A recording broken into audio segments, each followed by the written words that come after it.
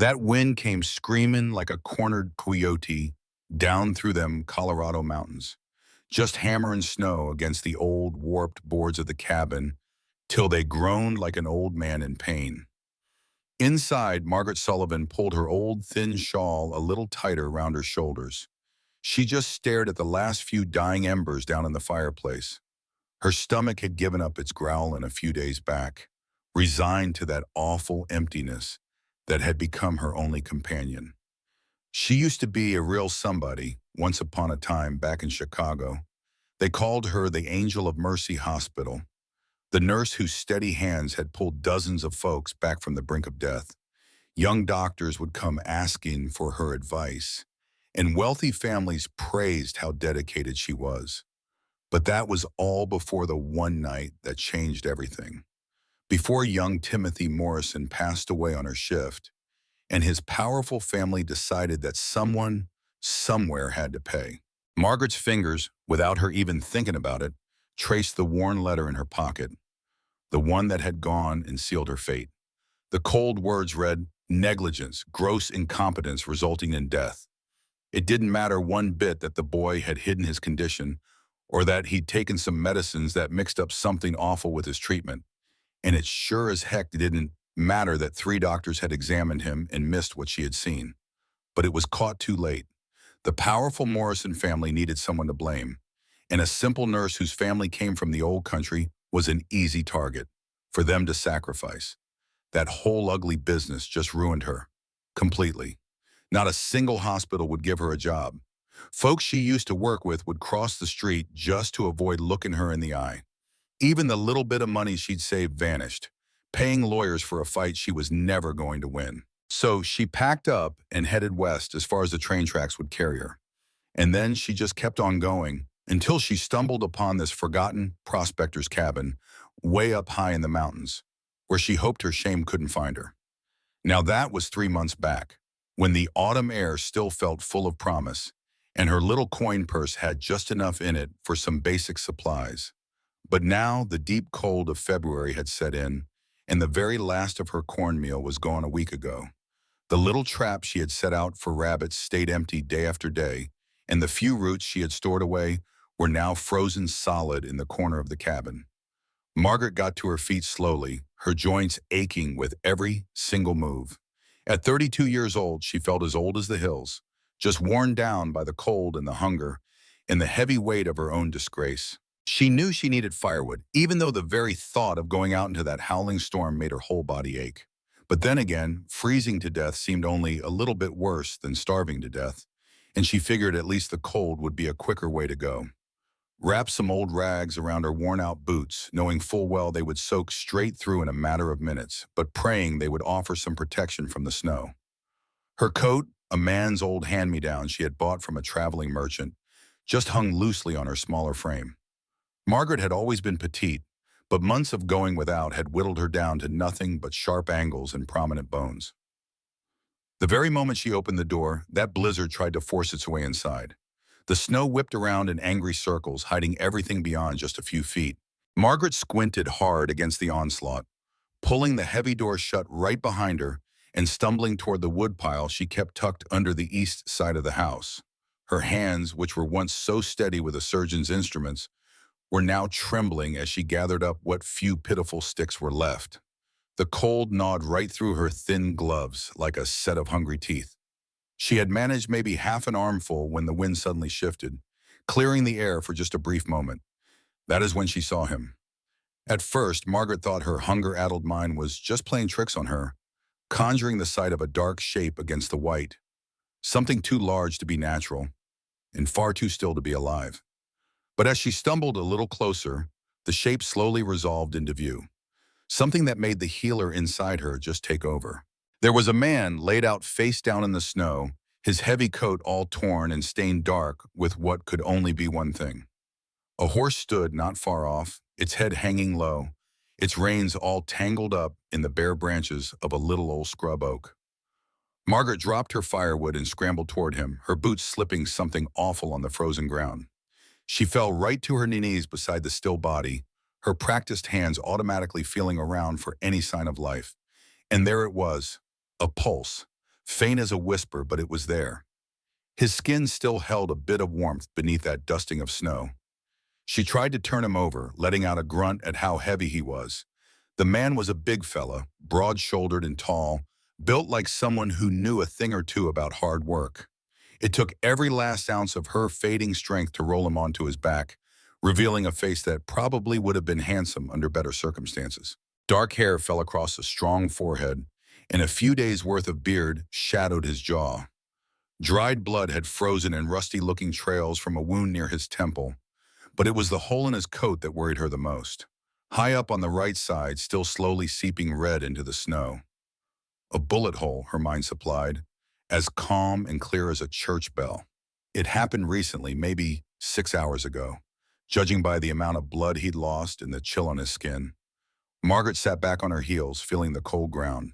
The sheer size of the problem just washed right over her. She did not have any medicine, not a single proper tool. She barely had any food for herself or any real warmth to offer him. The sensible thing to do would be to take whatever she could from his saddlebags and just let the wilderness handle the rest. He was likely to die anyway, and trying to play the hero would only make her own end come faster. But even as that cold thought took shape in her mind, her hands were already busy, moving on their own. She was checking his breathing, trying to get a good look at the wound. She had sworn an oath a long time ago, back when promises like that still meant something in the world. An oath to do no harm, to save a life whenever possible. The world had taken just about everything else from her, but it looked like it could not take this one last part of who she truly was. "Mister," she said, giving his shoulder a little shake. "Mister, can you hear what I am saying?" There was no answer. Margaret glanced over at the cabin. She did the math in her head. 20 feet. That distance might as well have been 20 miles. She could never carry him. She could hardly carry her own self these days. But she knew she had to try. The horse nickered softly, its warm breath making a cloud in the air. What a beautiful creature, she noticed, her mind wandering for a second. A strong bay stallion with white socks. Stockings, the kind of horse that cost a fortune. More money than she had ever laid eyes on in her life. The saddle was a masterpiece of tooled leather and shining silver conchos, the clear sign of a wealthy man. Right then, an idea sparked in her mind. Margaret pushed herself to her feet and walked toward the horse, real slow, talking to it in those low, calming tones her daddy had taught her way back on their little farm in Ohio. "Easy there, fella. Easy now, I surely do need your help." The big stallion let her take hold of his reins, just too worn out from the storm to put up a fight. Margaret carefully led him over to his fallen rider. She knelt down again, wondering how she could possibly get this heavy man draped over that saddle. It took her the better part of an hour. 3 times her legs gave out and she collapsed, her strength all but gone. But 3 times she forced herself back up, driven by a stubborn grit and the thought of that man's life slipping away with every passing second. At last, using a combination of leverage, raw desperation, and the patient horse's help, she finally did it. She managed to heave the unconscious man across the saddle. The trip back to her cabin was a living nightmare of clumsy steps and muscles that burned like fire. Margaret led the horse with one hand clutching the reins and her other hand pressed firmly against the man's back to keep him from tumbling right off as the snow whipped around her face, and the wind tried to whip them right into that white nothingness. When they finally made it to the cabin, she nearly cried from sheer relief. Getting him inside was a whole other challenge, but a surge of grit gave her a strength she never knew she had. She wrestled him off the horse, letting his dead weight fall right on top of her as she stumbled backward through the doorway. They fell in a heap on the floor. Margaret was pinned under his weight, gasping for air like a fish on the bank. The horse would just have to manage on its own. She somehow got its saddle and bridle off, tossing them inside just before the animal wandered over to the lean-to that acted as a makeshift barn. At least it would have a little bit of shelter in there. Margaret squirmed out from under the man and shoved the door shut, then finally turned to get a good look at her patient. His color was worse now, his lips turning blue with the cold and all the blood he'd lost. She had to act and act fast. Her medical supplies were not much to speak of, just a half-empty bottle of whiskey she had been waving, some fairly clean cloth she tore from her spare petticoat, and a sewing kit with some silk thread. It was not much, but she reckoned it would have to do. She built up the fire with trembling hands, using some of her precious kindling to make just enough warmth to see by. Then she got to work. She went about the grim, familiar task of patching up a bad wound, letting her hands remember what to do when her mind was too weary to think. The heavy coat had to come off first, revealing a shirt soaked clean through with blood. Margaret took her kitchen knife and cut it away, finally laying the wound bare. The bullet had gone in just below his collarbone, but she searched and couldn't find an exit hole. It was still lodged in there then, which meant a bad infection was almost a sure thing without some proper care. She cleaned the gash as best she was able, using snow she'd melted and boiled in her one and only pot, and what little whiskey she could bring herself to spare. The man stirred at the sharp sting of the alcohol, mumbling something she couldn't understand, but his eyes stayed closed. Margaret counted that as a small mercy. What she had to do next was going to be far worse. That bullet had to come out. She held the tip of her knife in the flames until it glowed bright orange, then let it cool just long enough to get a grip on it. She had no laudanum, no ether, nothing but her own steady nerve and his deep sleep to see them through. She took a breath and began to probe the wound. Fresh blood welled up, and the man's body went stiff as a board. His eyes flew open, looking wild and seeing nothing, and one hand shot out, clamping down on her wrist like a steel trap, with a grip like a vice. "Please now," Margaret said, looking straight into his pain-filled eyes. "I am just trying to help you. This bullet has got to come on out." Something in the way she spoke, or maybe her face, must have gotten through to him. His grip eased up just a little, and he gave the slightest nod before his eyes rolled back in his head. He was out cold again. But for how long, she wondered. Margaret got to work fast, her whole world shrinking down to just the wound, the knife, and the hunt for that piece of metal lodged in living flesh. And then she felt it, a little scrape of steel on lead. She changed her angle just so, praying she would not hit anything important, and then she managed to work that little bullet free. Fresh blood started to flow, but it was not the awful gush from an artery she had been dreading. She packed the wound tight with a cloth soaked in whiskey and stitched it closed with some neat, tiny stitches that would have made her old teacher mighty proud. The gash on his head turned out to be just a shallow cut, needing only a good cleaning and a simple bandage. By the time she was all done, the sun had set completely. The storm kept on battering the little cabin, but inside a quiet, fragile peace had settled in. Margaret finally sat back, her hands trembling from pure exhaustion and the shock of it all. She had done all she could do. If it was going to emanate enough, well, that was in God's hands now. The man lay still on her floor, his chest rising and falling, nice and steady. In the fire's light, she could see he wore some quality clothes underneath all that blood and trail dust. His boots alone looked like they would fetch enough money to keep her in supplies for many months. A successful rancher, she thought, or maybe a mine owner, someone whose absence would be noticed, someone people would search for. Margaret wondered what kind of violence had brought him knocking at her door. The West made hard men and even harder choices. It was possible he deserved that bullet. Maybe the very men who shot him were tracking him right now through the storm, and she had just invited death right into her own home along with him. But watching his face relax into something that looked like a peaceful sleep, she could not bring herself to care. For the first time in months, she had used her skills for their real purpose. She had fought with death, and for a little while she had won. Tomorrow was going to bring new problems. He would need constant care to fight off any infection. She had no food to help him recover, and barely enough firewood to keep them warm.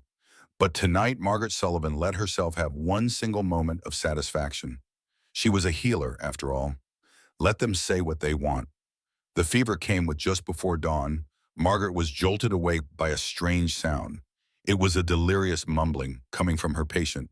He was thrashing around weakly on the floorboards, right where she had been forced to leave him. She had only dozed on and off in her chair through the long night, jerking awake every single time his breathing changed, absolutely terrified she would find that he had passed on. Now she knelt down beside him, pressing the palm of her hand to his burning forehead. He was far too hot, dangerously so. The wound had started its angry protest, just as she knew it would, against the crude surgery, and with no proper medicines, she could only hope to fight the infection with what little nature and her own stubborn will could provide. Water, he rasped, his eyes flickering open but not truly seeing a thing. Catherine, water! Margaret quickly fetched her tin cup, carefully supporting his head as she helped him take a drink. His dark hair was completely soaked with sweat, even with the biting chill in the cabin. She knew she had to break that fever before it burned him up from the inside out. All through that very long and endless day, she bathed his face with rags she had cooled in the snow and gently forced sips of willow bark tea between his cracked lips. It was the only medicine she had, something she had gathered months ago, back when she still believed she herself might actually survive the winter. The man just tossed and turned, and every so often he would cry out names. Catherine, then Samuel. He mumbled other things she could not catch, and his hands kept clenching and unclenching, like he was trying to grab onto something that was just out of his reach. Then, in a moment of clarity, his eyes focused right on her face. They were gray, she noticed, like big storm clouds rolling over the prairie. Angel, he whispered, his voice raspy. No, Margaret answered him softly. I am just a woman. You are safe now. His brow furrowed as if he was trying to figure out a difficult puzzle. They shot me. It was Harlan's men, over the water rights. Before she could ask another question, he slipped back into his fevered dream. But those few words painted a powerful picture, one that she recognized all too well out here. Water rights in this dry, unforgiving country. Water meant the difference between living and dying, and men had killed for a whole lot less. The second night, things took a turn. A crisis hit. His fever spiked something awful, and the wound began to bleed right through the bandages. Margaret knew she was facing a hard choice. If she did not do something, he would be gone by morning. She had one option left, just one desperate chance.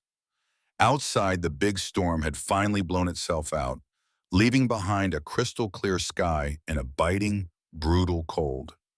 Margaret wrapped herself in every warm thing she owned and stepped out to the horse's shelter. The handsome bay stallion nickered softly, having already found the old that she had clean forgotten was stored in there.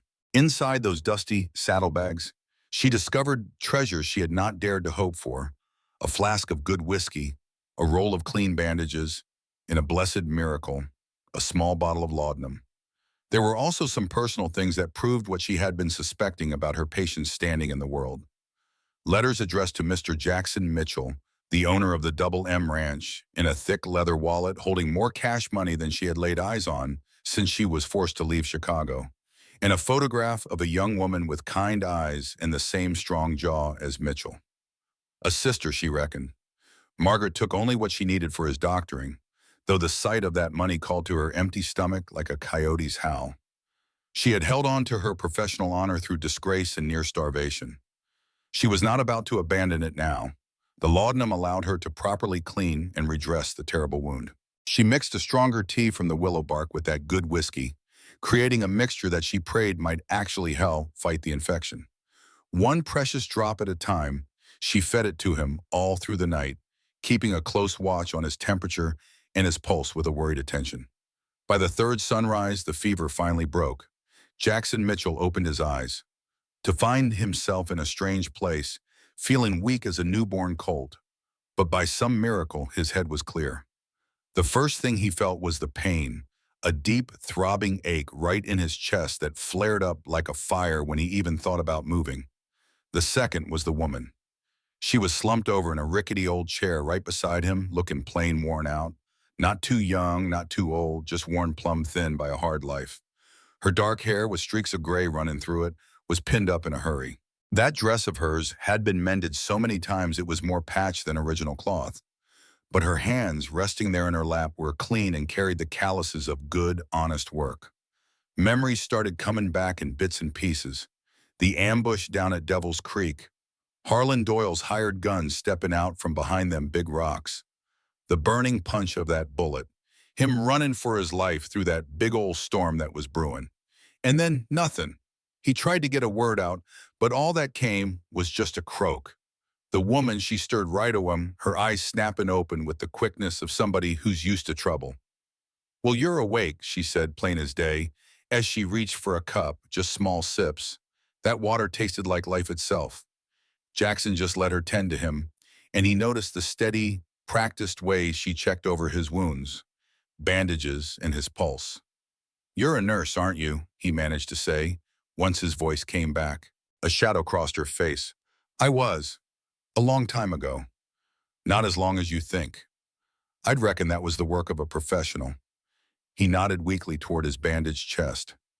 "The name's Jackson Mitchell, and I surely owe you my life." Margaret Sullivan. She got to her feet, a little stiff-like, and went to tend the fire.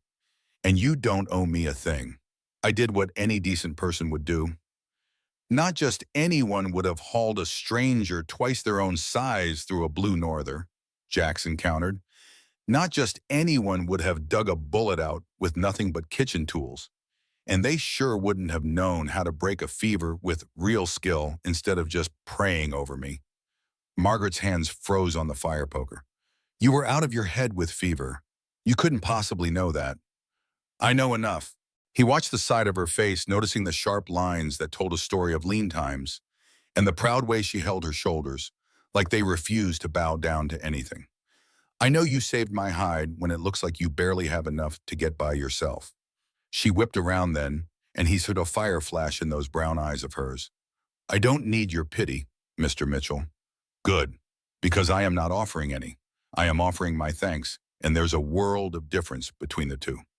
They just looked at each other across that little room, two stubborn souls recognizing a bit of themselves in the other. A silent understanding passed between them. After a long moment, Margaret sat back down. She looked him square in the eye and said, "You mentioned Harlan Doyle. He's the man who did this to you, isn't he?" Jackson's jaw clenched hard. "His men, yeah, but they were following his orders. We've been locking horns for a good while now. About 2 years, all over water rights.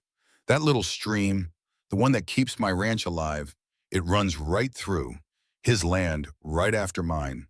And this drought we're in, well, it's made folks desperate. Desperate enough to kill for it. At least in Harlan's book. I reckon so.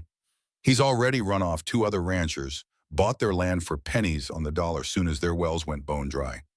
But the thing is, my ranch, the Double M, we've got the senior water rights, legal and all, and they are ironclad.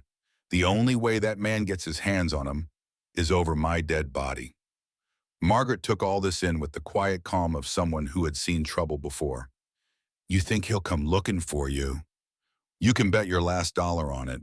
His boys saw me ride off into that storm, but they'll reckon I didn't get too far in this weather." Jackson gritted his teeth and tried to sit up, but he gasped as a sharp pain shot right through his chest. "I gotta get back," he rasped. "I gotta warn my people. You need to lie right back down before you go and tear open those stitches." Margaret's hands were gentle as a lamb but firm as she pushed him back down. "You're in no shape to be getting on a horse." "You don't understand," he insisted. "If Harlan thinks I'm gone for good, he'll make his move on my ranch. My people, my foreman Sam, he's a good man, but he can't hold them off by himself, not against a full-blown attack. And my sister," his voice turned to gravel. "Catherine, she runs the whole household.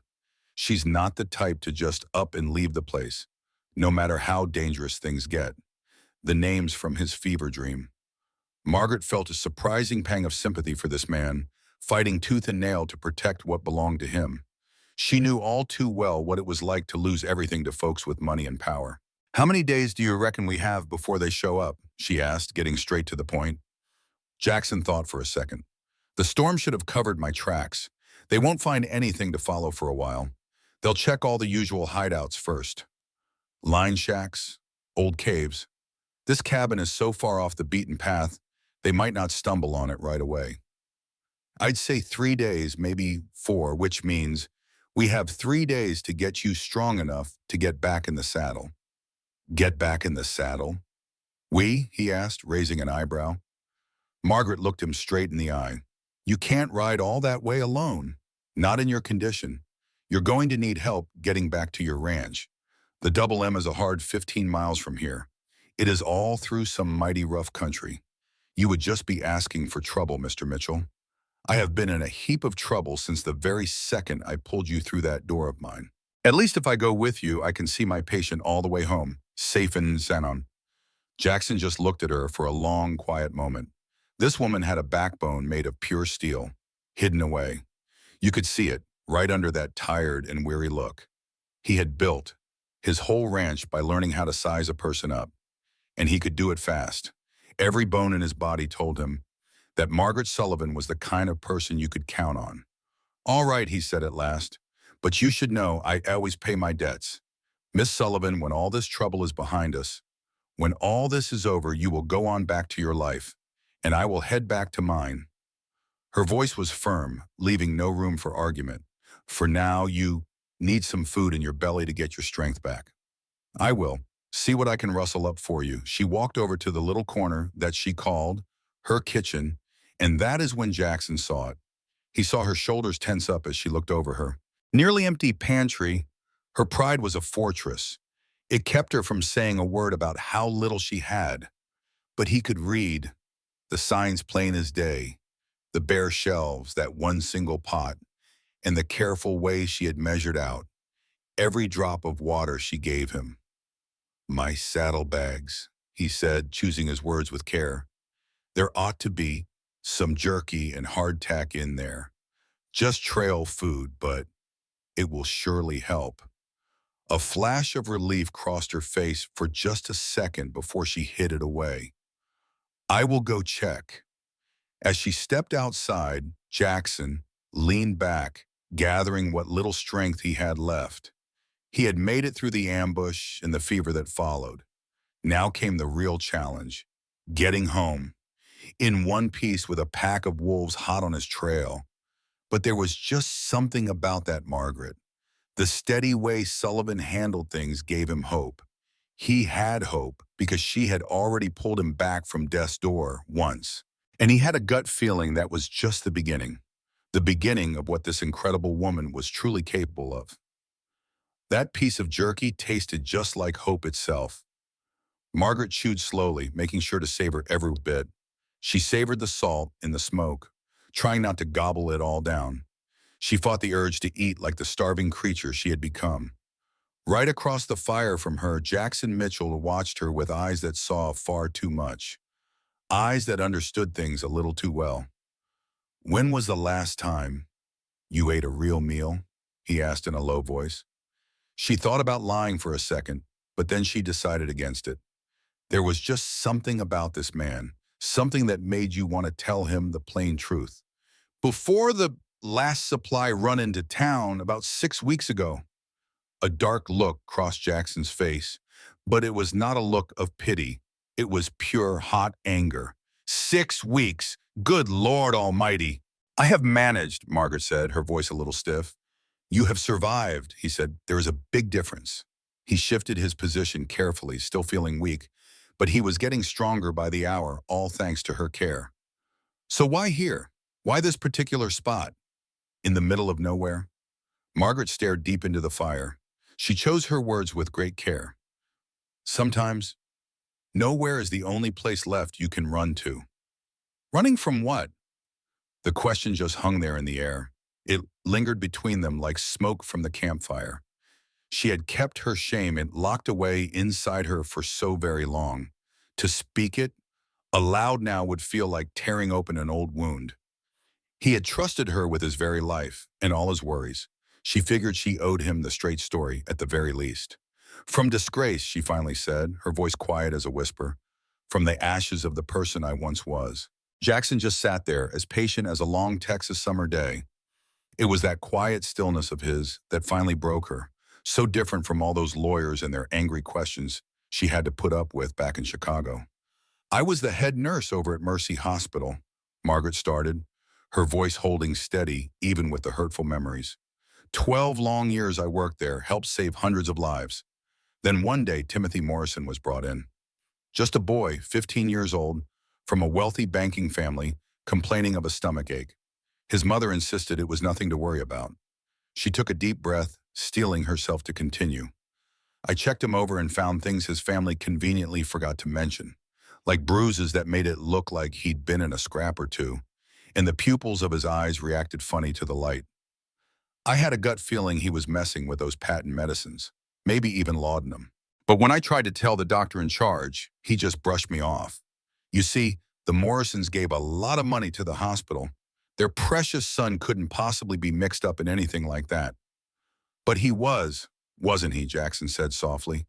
Cocaine tooth drops to numb the pain, laudanum to help him sleep, and the good Lord only knows what else. When we gave him ether for what was supposed to be a simple surgery, Margaret's hands balled into tight fists. His heart just stopped. I tried everything, every last thing, every technique in the book, but nothing brought him back. The fire just crackled, filling up that awful silence. Outside, the wind was howling through the pines, sounding just like regret. The family needed someone to point a finger at, she went on. A rich boy like that couldn't possibly die from his own reckless ways. No, it had to be incompetence, carelessness, and who better to take the fall than the daughter of an Irish immigrant who had the nerve to climb higher than she was supposed to. Jackson's jaw set hard. They set you up to take the whole blame. That trial was a complete sham. Witnesses all of a sudden couldn't quite remember what they'd seen. Records vanished into thin air. The doctor who blew off my warnings got up there and swore that I never said a single word of concern. Margaret let out a laugh, but there was no joy in it. 6 months later, that same doctor got a whole new hospital wing named after the Morrison family. And so, you ran. What else was I supposed to do? Not a single hospital would even look at me. My name was ruined. Every penny I had was gone, paid to lawyers who couldn't fight that kind of money and power. She waved a hand around the little cabin. So you're darn right I ran as far as my legs would carry me to a place where that shame couldn't find me, where I could just be. Just vanish. Jackson stood there quiet for a good long while. Then he said, "You know my sister Catherine, she's a healer of a sort, not formally trained like you, but she's got the knack for it. She'll help anybody who comes to her door. Our ranch hands, folks from the neck spread over, even Harlan's own men when they come knocking for help. She always says that healing ain't about deciding who is worthy or who's got the money. It's about just answering the call when someone's hurting." Margaret's head shot up, taken aback by how familiar that sounded. "3 nights ago, you answered my call," he went on, his voice low. "You were worn to the bone, half-starved, and had every right to just let a stranger fade away. But you did not. You answered." Now that tells me more about your character than any fancy-pants jury up in Chicago ever could. Tears pricked at the corners of her eyes. She blinked them back hard, refusing to let them fall. "Sweet talk will not change what I did." "No, ma'am, but it might just change what happens from here on out." Jackson leaned in a little, making sure she was looking right at him. "I am a man of my word. I pay what I owe. Margaret, here at the M Ranch, we need someone with your know-how. Catherine does all she can, bless her heart, but she never had the proper schooling. And what is more, there is a little town down the road, Martinez, that has been without a proper doctor for 2 whole years. I am no doctor. I am a nurse who lost her way, who," Jackson finished for her, "who saved my life in a kitchen. Her tools and that willow bark tea, the one who kept me breathing through a raging fever and infection with nothing but skill and pure grit." His gray eyes met hers and did not waver. "I do not give a tinker's damn what Chicago society says out here. We judge a person by what they do, not by some tall tale someone else is telling." Margaret stood up suddenly, needing some distance from the sheer force of his words. "You are just grateful. I understand that. But gratitude, well, it fades, Mr. Mitchell, once you are back with your own folks. When you remember that I am just a so-called fallen woman who—" "Stop." The authority in his voice caught them both by surprise. Jackson eased his tone, but not his conviction. "You are not just anything, and I am not some greenhorn boy making promises I have no intention of keeping.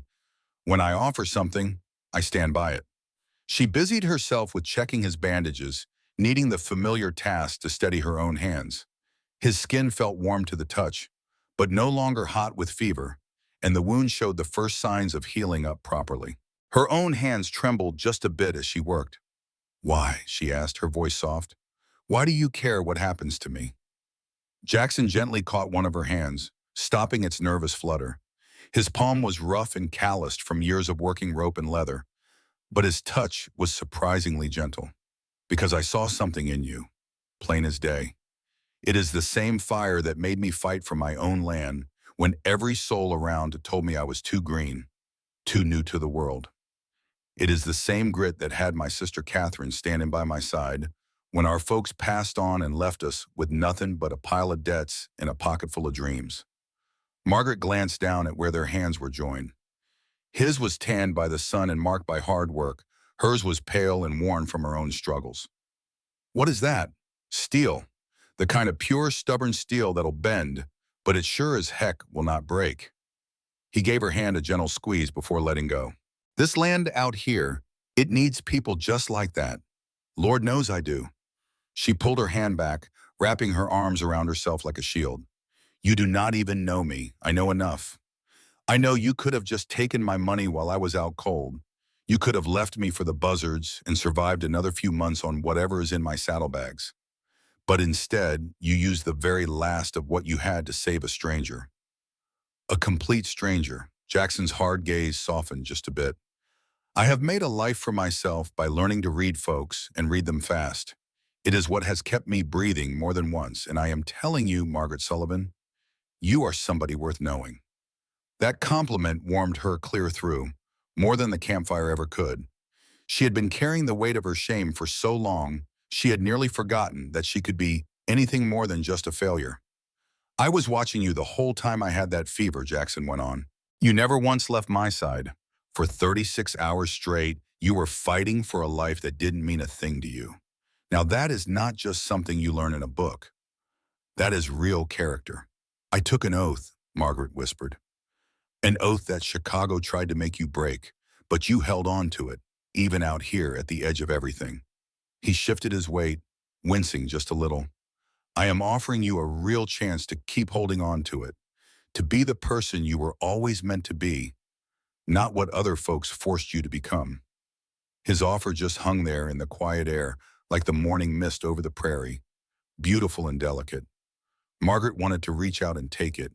She wanted it with a powerful ache that caught her by surprise. But trust does not come easy after you have been betrayed. What about Harlan Doyle? Your troubles are not going to end just because you made it through. I would be walking straight into a war. Jackson's smile had an edge to it, as sharp as a winter wind. "Maybe so, but I would much rather have someone like you fighting beside me than a dozen hired guns. Besides, once Harlan finds out I am alive and well protected, he might just think twice about what he does next. Or he might just try that much harder." "That is possible, but that is a problem for tomorrow. Today, we need to put all our energy into getting strong enough to face whatever's coming our way." He looked her over, real thoughtful like. "We're starting with getting some meat back on your bones. You cannot help a single soul if you collapse from plain old hunger." Margaret felt a heat rise up in her cheeks. "I am fine. You are skin and bones held together by pure grit. Eat." He pushed the last of the jerky right toward her. "Those are doctor's orders." In spite of everything, she found herself almost smiling. "You are not a doctor." "No, ma'am, but I sure know stubborn when I see it. I reckon it takes one to know one." His expression turned serious again. "I am not asking for an answer now. Just you think on it a while. A new life, some good, honest work, and folks who would value what you can do. This is not charity. Margaret, I truly need someone with your set of skills.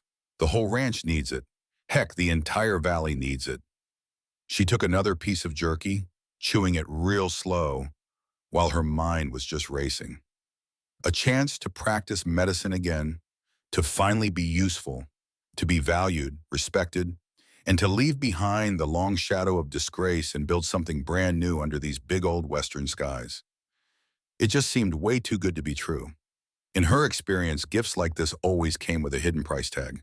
But watching Jackson Mitchell's steady gaze, seeing the honest lines of his face marked by the sun and wind, struggle, she started to wonder if maybe, just maybe, the West played by a whole different set of rules.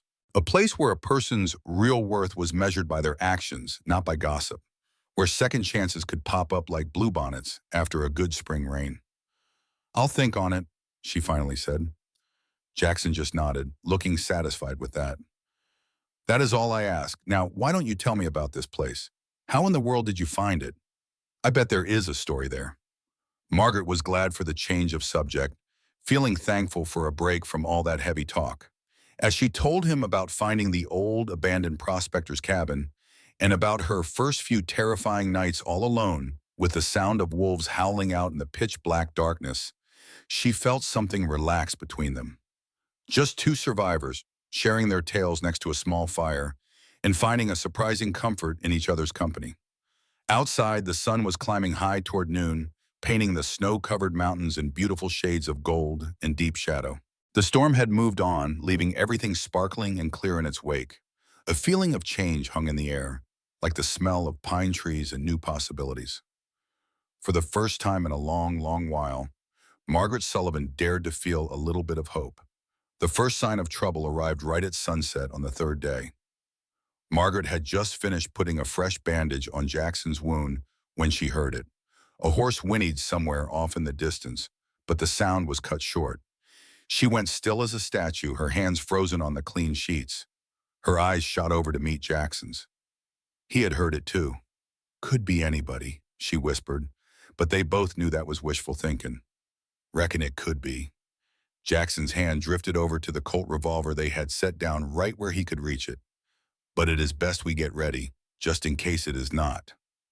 They had spent the last 3 days preparing for this very moment. Jackson had gotten a whole lot better under Margaret's watchful eye. He could sit up on his own now and even take a few slow steps.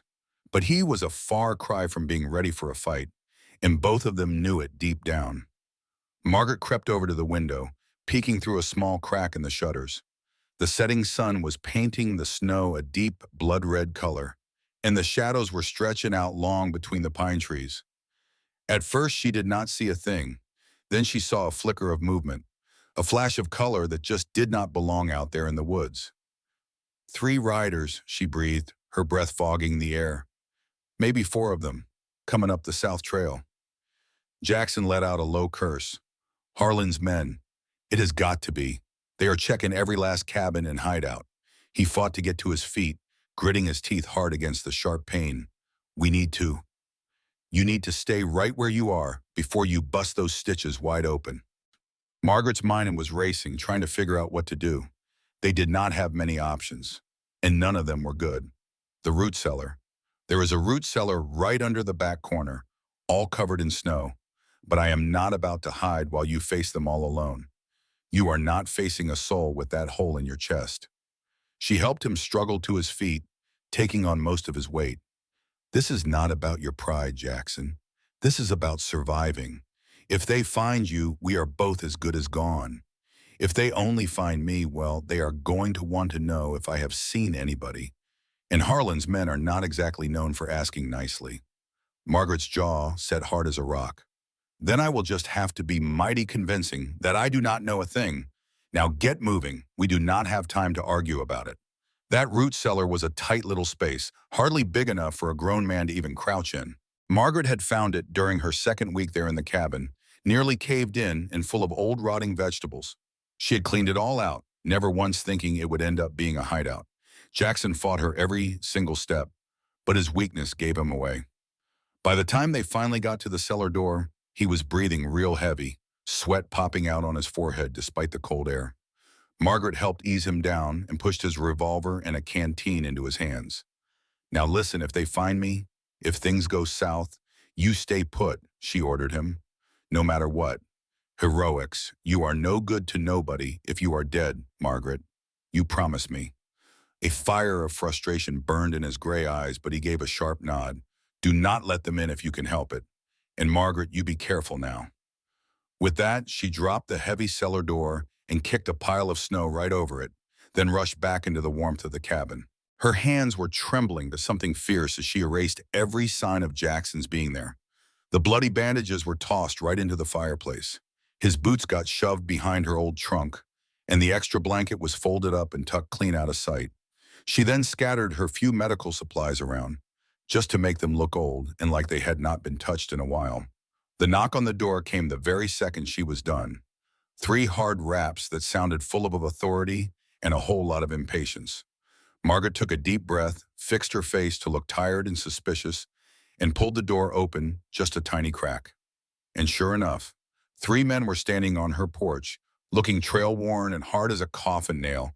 The one in charge, a skinny fellow with washed-out eyes and a droopy mustache, tipped the brim of his hat, but it felt like he was mocking her. "Evening, ma'am. My name is Cole Watson, and these here are my partners, Mr. Briggs and Mr. Tanner." "Good evening," she said, her voice steady. Margaret did not open that door 1 inch wider. "What can I do for you, gentlemen?" Watson's smile never did quite reach his cold, flat eyes. "We're on the hunt for a fella. A man went and got himself shot a couple of days ago, and we reckon he might have holed up somewhere around these parts. He's a big fella with dark hair, and he's riding a bay stallion with 4 white socks on his feet. I can't say I've seen anyone fitting that description." Margaret let a little tremor creep into her voice, which was not hard to do given the situation. "I do not get too many folks coming around up here." "Is that a fact?" Watson leaned his shoulder against the doorframe, trying his best to peek right past her. "You mind if we come on in? Just to warm our bones by your fire. It has been a long, cold day of tracking. I would much rather you did not. A woman out here by her lonesome has to be careful, you know. That is some smart thinking, ma'am." Watson's eyes narrowed to slits, taking in her threadbare dress and the hollows in her cheeks. "Though I cannot say you look like you have got a whole lot worth taking. How long have you been shacked up in old Jeb's place here?" "Since the fall, and I am not squatting. Jeb Miller was my own uncle, and he left me this cabin when he passed on." It was a story she had cooked up, knowing full well the old prospector who built this place did not have a lick of family that anyone knew about. Watson seemed to swallow it, but his eyes stayed sharp and full of suspicion. "Your uncle, you say? Well, that is mighty funny. Old Jeb never once mentioned having a niece." Briggs, a stout fellow with knuckles like tree bark, spat a stream of tobacco juice into the snow. Of course, he did not do much talking after that. That rock slide got a hold of him. "We were not close," Margaret said, her voice tight as a wire. "But blood is blood. Indeed it is." Watson's back straightened up. "Well, ma'am, I would surely hate to think you were telling us a tall tale. You see, the man we are looking for is a dangerous fellow. He shot a friend of ours, cold as ice, stole money that was meant for hard-working folks. If someone was to hide him, well now, that would make them a party to a killing." Margaret let her eyes go wide. "Murder? I have not seen a single soul, I swear on it. It is just my horse and me up here." "Your horse?" Tanner, who had been silent this whole time, finally spoke. He was younger than the others, with the jumpy energy of a hound on a fresh trail. "I did not see any horse when we rode up." Margaret's heart started pounding, but she kept her voice as steady as she could. "She is in the lean-to around the back. An old mare. She is not much to look at, but she is all I have in this world." Watson studied her for a long, hard moment, then gave a slight nod to his men. Tanner vanished around the corner of the cabin. At the same time, Briggs moved to a spot where he could keep an eye on both Margaret and the trees behind her. They had done this dance before, she realized, probably 100 times. Tanner came back into view, shaking his head. "Just an old jawing on, just like she said." But then the boss, he held up something that made Margaret's blood run cold. It was a scrap of cloth, dark and stiff with dried blood. She had missed one of the bandages. Watson's whole manner shifted in an instant. His hand dropped to the pistol on his hip. "Well now, ain't that interesting? You care to explain why there are bloody rags in your woodpile?" Margaret's mind was spinning. I, I, I cut myself chopping wood. It's bound to happen when you're all alone, with no one to help you. Show me the cut. Show me where you hurt yourself so bad it would soak through that much cloth." Margaret slowly held out her hands, showing him the various small nicks and calluses, but there was nothing serious enough to explain that bandage. Watson's smile turned cold as a snake. "Ma'am, I think you'd better just invite us on in. We need to have a much longer talk about who's been visiting you lately." Before Margaret could say a word, Watson pushed right past her into the cabin. His men followed him in, and Briggs closed the door behind them with a heavy final sound. The little cabin suddenly felt a whole lot smaller, with three armed men filling up the space. "Nice place," Watson said, looking around. His eyes were taking stock of every little thing. "Real cozy. Must get awful lonely, though. Make a woman grateful for company, even the wrong kind. I told you I have not seen anyone." "Is that right?" Watson picked up the poker from beside the fireplace, feeling its heavy weight in his hand. "You know what I am thinking? I think Jackson Mitchell crawled up here, bleeding like a stuck hog, and you took pity on him. A woman's tender heart and all that. You patched him up, maybe sent him on his way. Does that sound about right?" "I do not know any Mitchell." Watson moved quicker than she ever expected, and the poker whistled past her face before it crashed right into the wall. Margaret stumbled back, a true fear finally taking hold. "Do not lie to me." Watson's friendly act finally cracked, showing the ugly violence right underneath. "We tracked him this far. His horse's tracks led straight up this mountain before the snow covered them all up. This is the only shelter for miles around. Then he must have passed on by without stopping." Margaret fought hard to keep her voice even. "Or he died out there in the storm. I told you, I have seen no one." Watson studied her, then gave a nod to Briggs. The stocky man began a slow and careful search, turning over her few possessions and checking for any loose floorboards. Margaret could only watch them go through her humble belongings. Her thoughts were scattered, but a hot anger was starting to push past the fear. "Even if this Mitchell fella had come around here," she said, her voice as cold as a stone, "what makes you think I would tell you a thing? Y'all just break into my home, get in my face, and destroy my belongings." Watson slapped her then, casual as you please, sending her sprawling onto the floorboards. Stars just exploded behind her eyes as her head hit the floor. "What makes me think you'll tell? Because you are smart enough to know what happens to women who cross Harlan Doyle." Margaret could taste her own blood. Her lip was split wide open from the blow. She pushed herself up slowly, meeting Watson's pale eyes with every last bit of defiance she could find. "I am a healer. If someone came to me hurt, I would help them. It is what I do. But no one came." "A healer?" Watson let out a dirty laugh. "Out here? What are you really? Some saloon girl who got too old for the work? Or maybe you finished off old Jeb yourself for his claim." "Found something, boss," Tanner called out. He held up Jackson's spare shirt. The one she had completely forgotten was drying behind the stove. There was not a drop of blood on it, but it was clearly a man's shirt, and far too large for her. A nasty glint of triumph flashed in Watson's eyes. "Well now, whose shirt might this be?" "It was your uncle's.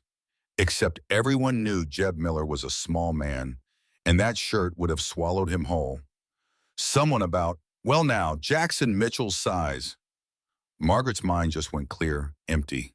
There was not a single story she could spin that would satisfy these fellows now. She shot a look at the door, trying to figure her chances of making a run for it. "Don't you even get to thinking about it," Watson said, drawing his pistol and pointing it at her, almost casual-like. "Now you are going to have to tell us exactly where Mitchell lit out to, or things are going to get real ugly, real fast. Old Briggs here, he has a special talent for getting folks to talk." Briggs let out a nasty grin, popping his scarred knuckles. "Been a long while since a lady needed persuading. Might be fun to take my sweet time." A true bone-deep terror washed over Margaret right then. She had faced losing her job, going hungry, and freezing in the cold. But this was different.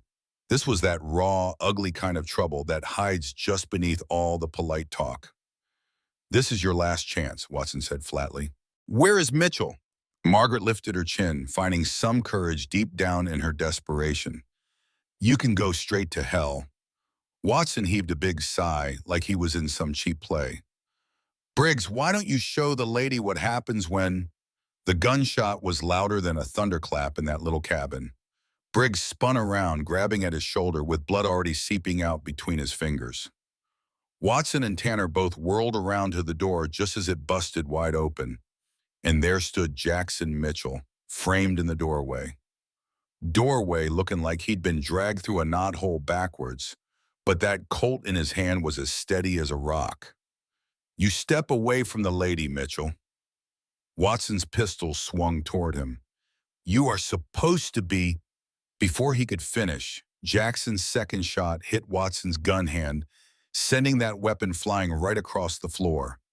The outlaw hollered, clutching his busted-up fingers. Tanner reached for his own sidearm, but Margaret moved faster than a blink, swinging the heavy iron poker Watson had dropped. It met with Tanner's knee with a mighty satisfying crack, and he went down howling to the floorboards. "Everybody stay right where you are," Jackson commanded. Even though the effort of just standing there was clearly hurting him, Margaret could see new blood seeping through his shirt where he must have torn his stitches. "Miss Sullivan, would you kindly collect their firearms?" Margaret moved in a hurry, gathering up the guns and knives, while the three men just moaned and cursed. Jackson kept his Colt aimed steady, but she could see the tremor starting in his hand. "You cannot kill all of us," Watson gasped out through the pain. "Doyle will just send more men. He will burn that ranch of yours straight to the ground." "Maybe so," Jackson agreed, "but you will not be there to see it." His voice turned as cold as a stone. "You put your hands on her. That was the last mistake you were ever going to make." A look of pure panic flashed in Watson's eyes as he finally understood. Jackson meant every single word. "Wait now," he sputtered. "We can make a deal. The only deal you are getting is the one I am offering, and it is this. You get to live, but you leave this place. Tonight, get on your horses and you ride straight back to Harlan. You tell him I am alive, and that I am ready for him, and you make it clear, if he ever sends more men after me or anyone I care about, I will come for him myself. You expect us to ride out of here like this?" Briggs gestured down at his bleeding shoulder. "You rode all the way up here planning to harm a woman just for some information? You ought to count your lucky stars. I am not the kind to return that sort of favor." Jackson's gray eyes were as cold and hard as winter steel. "Margaret, would you mind grabbing the rope from my saddlebags?" Together they tied the outlaws up good and tight. Margaret used her medical training to make sure the knots were secure, but not so tight that they would stop the blood flow. She also, even after everything, applied some basic field dressings to their wounds. "It seems some old habits just die hard."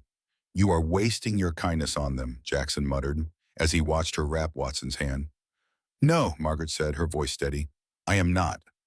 I am choosing the kind of person I want to be." By the time they marched the three sorry men over to their horses and sent them on their way with some very serious warnings, the night had completely fallen. Jackson stumbled back to the cabin just before his legs gave out, and he collapsed right there inside the door. "You darn fool," Margaret scolded, helping him over to the bed she had finally managed to piece together with some pine boards and rope. "I told you to stay hidden. I heard Watson landed a punch." Jackson's jaw tightened. "Nobody lays a hand on you while I'm still drawing breath." That protective fire in his eyes warmed a place deep inside her. A part of her she thought was frozen solid for good. Margaret quickly got to work, checking the wound that had opened up again, using the very last of her good whiskey to clean it. "We can't stay here," she said in a low voice. "They know where to find me now. Even if Watson doesn't come back, you know Doyle will just send someone else." "Then you are coming with me," he said. "Tonight. A storm's rolling in. It'll wash away our tracks." Jackson reached out and caught her hand. "I am so sorry, Margaret. I brought this trouble right to your door." "No." She squeezed his fingers gently. "You brought a purpose back into my life, and that is worth any kind of risk." As she carefully worked on patching up his wound, Margaret knew in her heart she meant every word. For months, she had felt like she was just fading away in this lonely cabin, her body and her spirit just withering on the vine. Then Jackson Mitchell crashed into her life like a spring rain after a long, hard drought. Grip, a firm reminder of who she was at her core, a healer, a fighter, a woman who would not break, no matter how hard the world tried to push her. Outside, the first snowflakes began to drift down, covering the blood and the violence with a clean, white silence. But inside that cabin, getting ready for a hard journey, two souls found a little warmth in their shared grit and the first stirrings of something that ran deeper than gratitude or need, something that just might, with a little time and trust, grow into love. The storm hit with a vengeance as they left the cabin behind. Margaret had rigged up a travois from pine branches and rope, knowing Jackson could not possibly ride 15 miles in the shape he was in. He had protested, of course, but the fresh blood on his shirt ended that argument right then and there. "This is humiliating," he muttered, as she helped him onto the makeshift stretcher behind his patient bay stallion. "Better humiliated than dead," Margaret replied, checking the knots one last time. She had bundled him in every blanket they owned, knowing the cold would be their enemy just as much as any man chasing them. "Besides, you have already played the hero for tonight. Now it is my turn." She swung herself up on her old mare, taking the bay's lead rope. The horses picked their way, real careful-like, through that deepening snow. The travois left some tracks that were sure to vanish within a couple of hours. Margaret had never been more grateful for such awful weather. They had gone maybe 3 miles when Jackson's condition took a turn for the worse. His skin burned with that returning fever, and he had started muttering things that made no sense, names and places she did not recognize, just little pieces of memory or fever dreams. "We need shelter," Margaret said, though she knew stopping could get them killed if Watson had lied about turning back. The temperature was dropping like a stone, and Jackson's shivering had moved on to that dangerous kind of stillness that comes right before the cold takes a person for good. "There," he gasped out when his head cleared for a moment, pointing a weak hand toward a cluster of big rocks. "An old mine shaft. I used it in storms." Margaret found the entrance, half hidden by all the snow and undergrowth. It was more of a natural cave that had been worked on by some long-gone prospector, but it sure cut the wind and offered a place to hide. She led the horses inside, then pulled Jackson as far away from the entrance as she could manage. His fever had spiked up something terrible. In the dim light of her small lantern, she could see his wound had busted clean open, probably torn when he was being a hero back at the cabin. Fresh blood was seeping right through the bandage, and the edges looked all red and angry. "Should have just stayed hidden," he mumbled, catching her hand while she was working. "But I couldn't let them hurt you." "Now you hush," Margaret said, though his need to protect her touched her heart.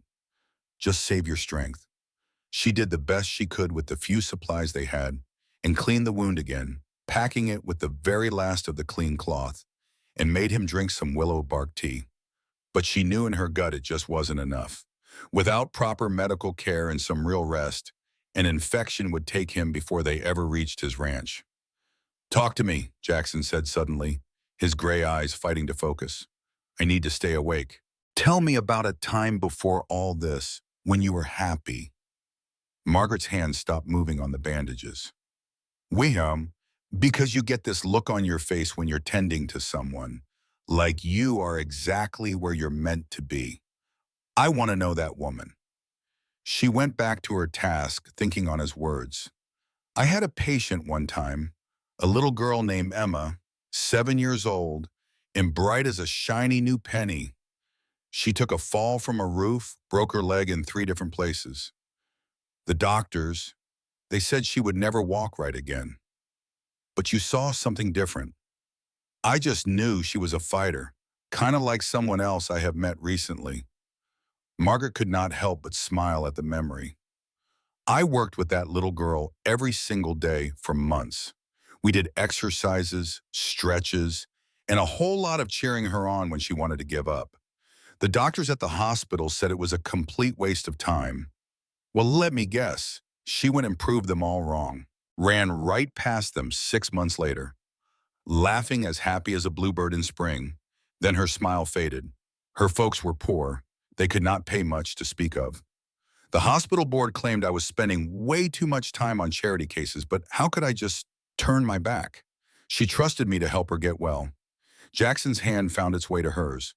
His palm was hot with fever, but his touch was gentle as a whisper. "Now that is the difference between you and them. You see a person, not just numbers in a book. And look where it got me." He squeezed her hand. "Yes, look exactly where." His eyes held hers, steady as a rock, even through the pain. It got you right where you were needed the most. If you were still all safe and sound back in Chicago, I would be nothing but a memory out in the snow. Margaret felt the sting of tears welling up in her eyes. This man, burning up with a fever and fighting for his life, still insisted on seeing the good in her, especially when the world had spent months telling her she was not worth a dime. My turn, she said, needing to change the subject from all that heavy talk. Now you tell me something about yourself, Sister Catherine. And just like that, Jackson's whole demeanor changed. We call her Cat. She's 5 years younger, but Lord, she's 10 times smarter. When our folks passed on, every busybody in town told me I should ship her back east to some distant family. Said they'd make a proper lady out of her. Well, she told them all to go jump in a creek, though not so politely. Despite the whole awful situation, Margaret found a small smile forming on her face. Sounds like one tough woman. Oh, you'll like her, Jackson promised, and she'll take a real shine to you. Anyone who can keep me from cashing in my chips and put 3 lowlifes on the floor with nothing but a fire poker. Well, that's Cat's kind of person. I hardly put anyone on the floor. I just gave Tanner a strong suggestion to rethink his life, all while I felt like I was about to faint from just standing up. Jackson's attempt at a joke couldn't hide the bitterness in his voice. Some protector I turned out to be. You came when I needed you, she said softly. That's the only thing that matters. They sat there in a quiet understanding for a long moment, their hands still clasped together as the storm howled outside their little makeshift sanctuary, making the lantern light flicker and dance. Margaret could almost fool herself into thinking they were truly safe, that the morning light wouldn't bring fresh new dangers. Margaret, Jackson said, his voice barely a whisper, if something bad happens out there, ain't nothing gonna happen. Now you listen to me. Me, please. His grip got a little tighter. If I don't pull through this, you take my horse, my guns, the whole works. You ride to the Double M. You find a fella named Sam Cooper. He's my foreman. Tell him what all happened out here. He'll make sure you're looked after. You are going to make it. And if I don't, then I swear I'll drag your sorry hide all the way to that ranch just so I can tell your sister what a stubborn, bull-headed fool her brother was. Margaret's voice trembled just a little. You are not dying on my watch, Jackson Mitchell. I have lost far too much already. I am not about to lose you too. The words just hung there in the cold air, heavier with meaning than she ever meant them to be. Jackson just studied her face, seeing right past all the weariness and the fear to something much deeper. You know, he said, his voice real soft, when I first came to in your cabin, the very first thing I laid eyes on was your face. I figured I'd died and somehow snuck my way into heaven. Except I reckon angels probably eat a little better than stale hardtack and melted snow. Being out of your head with fever doesn't count as a compliment. I wasn't out of my head, well, not entirely. He lifted their hands, still held together, and gently pressed his lips to her knuckles in a way that felt like something from an old story, but so personal. You saved a whole lot more than my life, Margaret Sullivan. You reminded me what I was living for. It just goes to show, good folks still exist, even in the hardest of places, maybe especially in the hard places.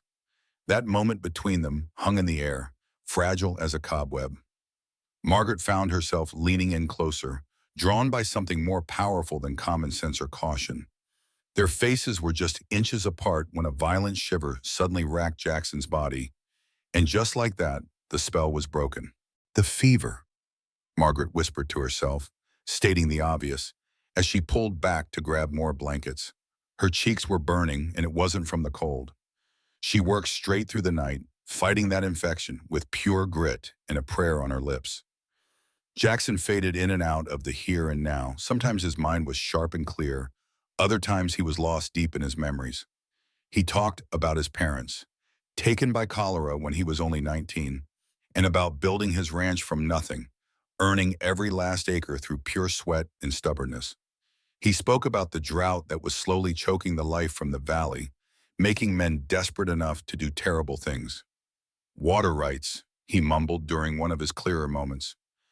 Everything out here comes down to water. Harlan knows if he controls the stream, then he controls this entire valley. He can charge whatever price he wants. He can drive out anyone who won't pay him. But your rights to the water are legal. You said so, aren't they? It does not matter if I die. There is no heir, none except for Cat, and a woman cannot hold water rights.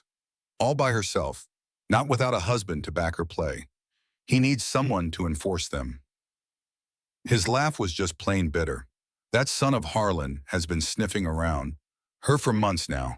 He probably figures marrying her is a whole lot easier than putting us both in the ground. That is the truth of it. Margaret's stomach just churned at the cold, calculating cruelty of that thought. Your sister does not seem like the kind of woman who would marry under pressure. Oh, she would do it. She would do it in a heartbeat to save the ranch and to save all the families who depend on us. And that is exactly why I have to pull through. I cannot let her sacrifice her whole life because I failed. You have not failed anyone. He scoffed. Have I not? I went and got myself shot and brought a world of trouble to your doorstep, and now I am likely dying in a damp cave while Harlan makes his move on everything I have spent my life building. You are not dying, Margaret said, her voice as steady as a rock. And when we get to your ranch, we are going to face whatever comes our way together. Jackson's tired eyes locked with hers. He repeated softly, together. Then he said, you offered me about, you remember that? Well, I am taking you up on it, assuming the offer is still on the table. Margaret, you do not have to do this. Yes, she said, I do. She gently touched his face, her fingers feeling the heat of the fever right under his skin. I have been running for months now, Jackson, just hiding from what happened back there, from the woman I used to be. But these last few days, working to keep you safe, fighting right alongside you. I remember now. And I am just plain tired of running, tired of being all on my own. You will not be alone anymore, he promised her. Not ever again, if I have got anything to say about it. This time, when she leaned in close, he met her halfway. The kiss was gentle, a little unsure. Two wounded souls finding a bit of peace in each other. It tasted of willow bark, warm tea, and of hope, like a new beginning born right in the depths of a hard winter. When they finally pulled apart, Jackson's eyes had cleared up just a little. Well now, that is better medicine than anything you carry in that bag. Oh, you are just a flatterer, but Margaret smiled. It was the first real smile she had on her face in months. You get some rest now. Dawn is not too far off, and we need to get moving as soon as this storm finally breaks. She settled down right beside him, sharing their warmth and the blankets, resting her head on his shoulder. Outside, that old blizzard just kept on raging. But inside that little shelter of theirs, something new and mighty precious started to take root. Margaret. Jackson's voice was sleepy, but it was full of contentment. When all this is over, when Harlan has been dealt with, and the ranch is safe and sound, would you consider, would you let me come court you the proper way? Margaret's heart just about skipped a beat. Why, Mr. Mitchell, are you fixing to propose a marriage proposal? Well, maybe. And would that be such a terrible thing? She thought back on her ruined name, her long months of being all alone, and the way folks had just turned their backs on her. But then, she thought about Jackson's calm, steady gray eyes, and how he'd stood up for her without a second thought, the way he saw the good in her even when she couldn't see it herself. No, she whispered so softly, it wouldn't be terrible at all, not one bit. They slept on and off while the storm finally wore itself out. Just two weary souls, finding a little bit of peace in the comfort of having each other close. When the sun finally started to rise, it painted the mouth of the cave in the prettiest shades of pink and gold. Margaret gently checked on Jackson's wound and saw that the badness was finally starting to clear up. His fever had broken sometime during the long night, leaving him weak, but his eyes were clear. You ready to head home? She asked him. Jackson just gave her hand a little squeeze, and right there in that simple touch, there was a promise of safety, of finally belonging somewhere, and something that felt like it could blossom into real love. Ready, he said. They stepped out of the cave into a world that looked brand new, covered in a fresh blanket of pure white snow. Somewhere up ahead was the Double M Ranch, with all the troubles that were surely waiting for them there. But for now, in this one quiet moment, caught between the dark night and the new day, between their old lives and a new beginning, they had each other. And that was enough. It truly was. Everything. The Double M Ranch rose up from the snow, looking like something out of a dream, or maybe a nightmare. Even from a ways off, Margaret could tell something was wrong, dead wrong. No smoke was coming from the chimneys. Not a single hand was moving about their morning chores. The whole place had a lonesome feel that made her stomach twist into a knot. Too quiet, Jackson grumbled, forcing himself upright against her wishes. He had been stubborn about riding the last 5 miles, though she could see the effort was costing him something fierce.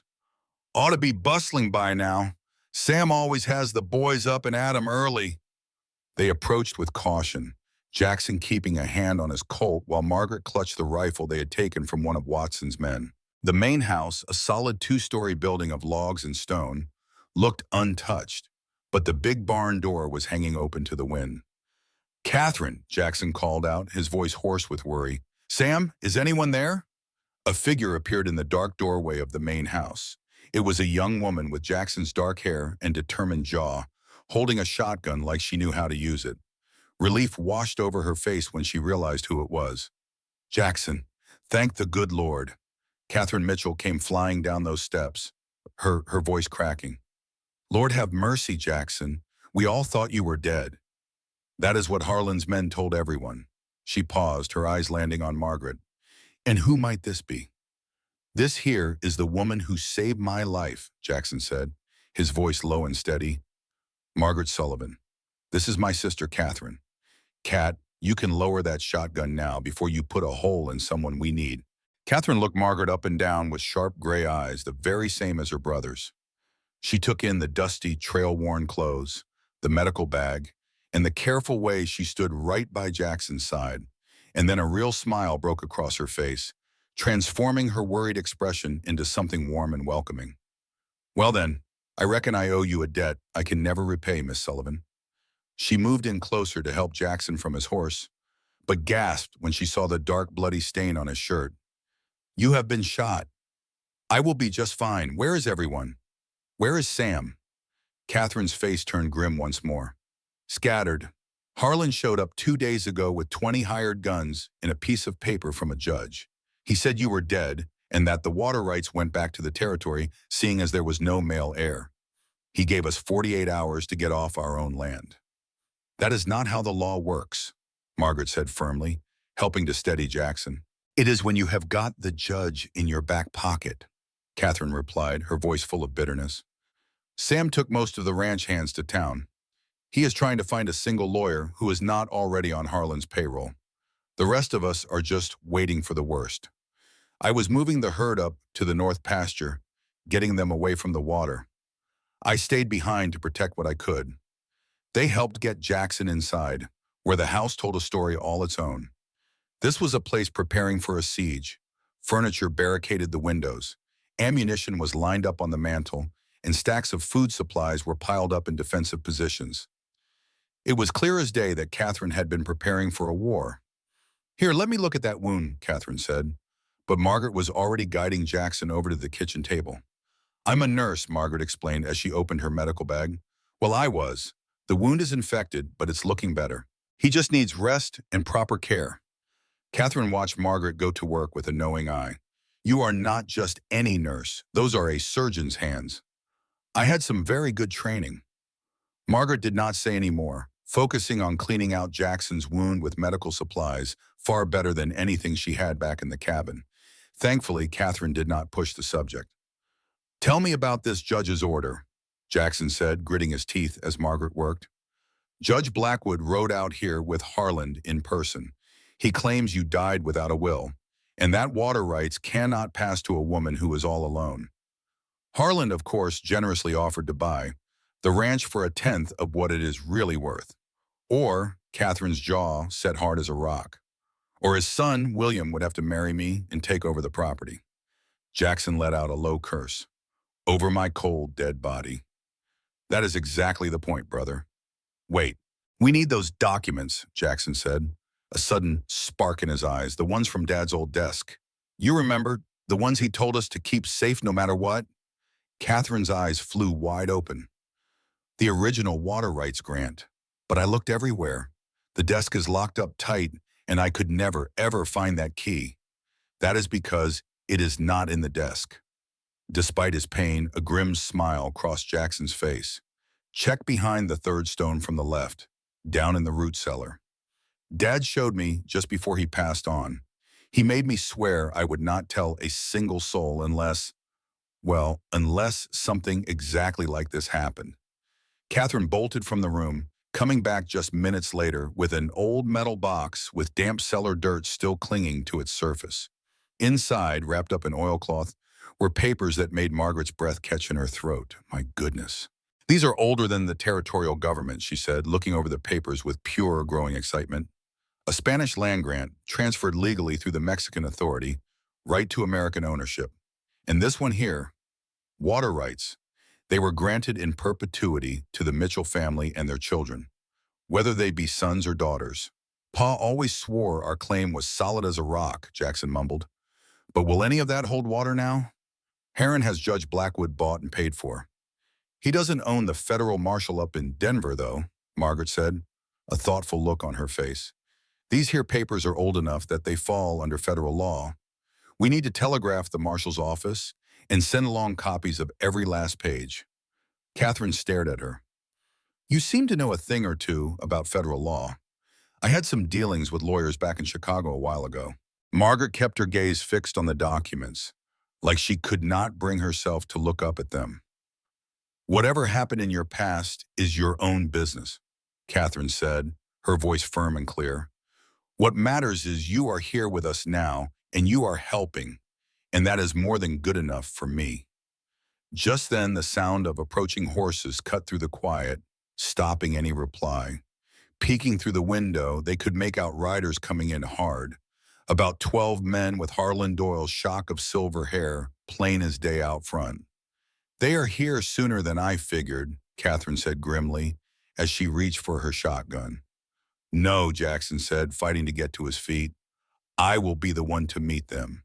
They need to see with their own eyes that I am alive. But you can hardly stand, Margaret protested, rushing to his side.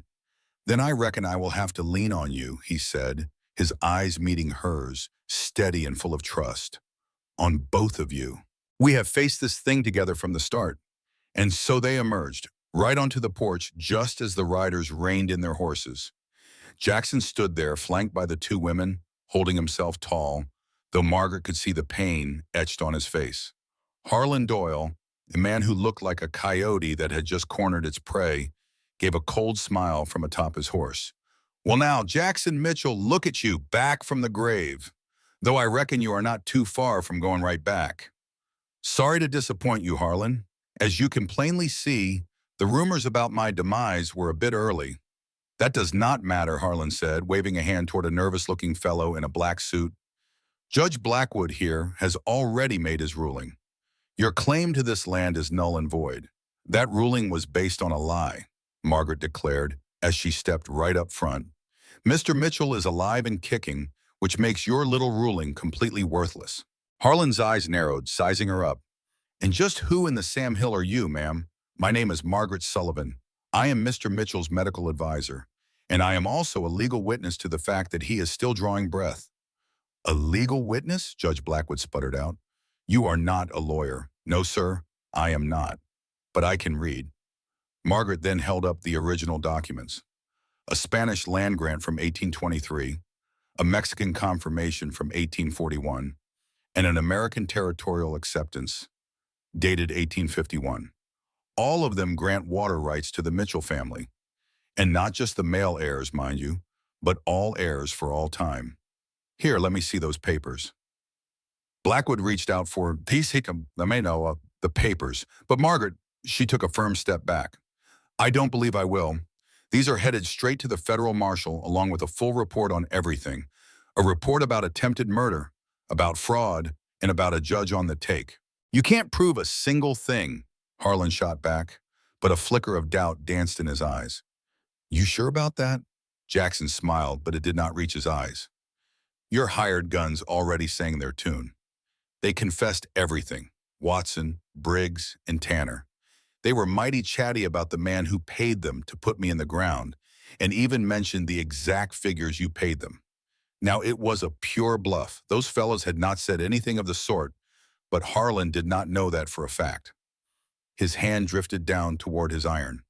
I would not do that, Catherine said, just as calm as a summer morning. Her shotgun was aimed dead center on Harlan's chest. At this range, I cannot miss. You all are making a terrible mistake, Harlan growled, his fancy manner starting to chip away. I have powerful friends, connections. You cannot just fight me and expect to win. Maybe so, Jackson agreed, but we can make it real costly for you. Every ranching family in this valley knows exactly what you are up to. Push us too far, and they will all band together against you. Even your pet judge cannot rule against the entire valley. And there is another little problem, Margaret added. It concerns your son, William, the one you are fixing to marry off to poor Miss Mitchell. I tended to him last spring for what his daddy called being worn out. But you and I both know a man with a powerful habit when we see one, don't we? How long you reckon it'll be before he gambles away every last cent of what you wrongfully took? The color drained right out of Harlan's face. You're lying. Room 12 at the Garnett Hotel over in Martinez. Every Tuesday and Friday, like clockwork. The fellow who runs the place keeps mighty fine records. Now Margaret had seen enough folks wrestling with their demons to recognize the signs Catherine had told her about William Doyle's strange ways. The guess about the location was just a shot in the dark, but Harlan's reaction told her she'd hit the bullseye. This ain't over, Harlan snarled through his teeth. Oh, I believe it is. Sam Cooper rode right into the yard, and with him was a man wearing a federal badge, flanked by several armed deputies. The old foreman's weathered face cracked into a wide grin, seeing Jackson was all right. Sorry for the delay, boss. Took a spell to fetch Marshal Briggs all the way from Denver. He was mighty interested to hear about those telegraph messages Miss Catherine sent out. The federal marshal, a hard-faced man with knowing eyes, swung down from his horse and walked right up to Blackwood. Judge, I'm going to need you to ride along with me. Some serious questions about your recent rulings have come up, Blackwood. Now see here, this is just plain ridiculous, protested. Now hold on, I have authority in territorial matters, yes, but water rights that go back before the territory was formed fall under federal jurisdiction. Marshal, Briggs studied the papers Margaret had given him, nodding his head real slow. These sure do appear to be legitimate. Any ruling against them would be mighty irregular. Harlan made one last desperate attempt. Mitchell, now you be reasonable. The drought is just getting worse. You work with me, and we can both prosper. But if you fight me, we all are going to suffer. I will work with any man who deals fairly, Jackson replied firmly. But you tried to have me put in the ground. You threatened my own sister, and you tried to steal what generations of my family worked so hard to build. So no, Harlan, no deals. The marshal simply gestured to his deputies. Mr. Doyle, I am going to need you to come along with us. These accusations of conspiracy to commit murder require a full investigation. As the lawmen led him away, Harlan shot one last hateful look directly at Margaret. You will regret this, woman. I do not forget. Neither do I, Margaret replied, as calm as a summer morning.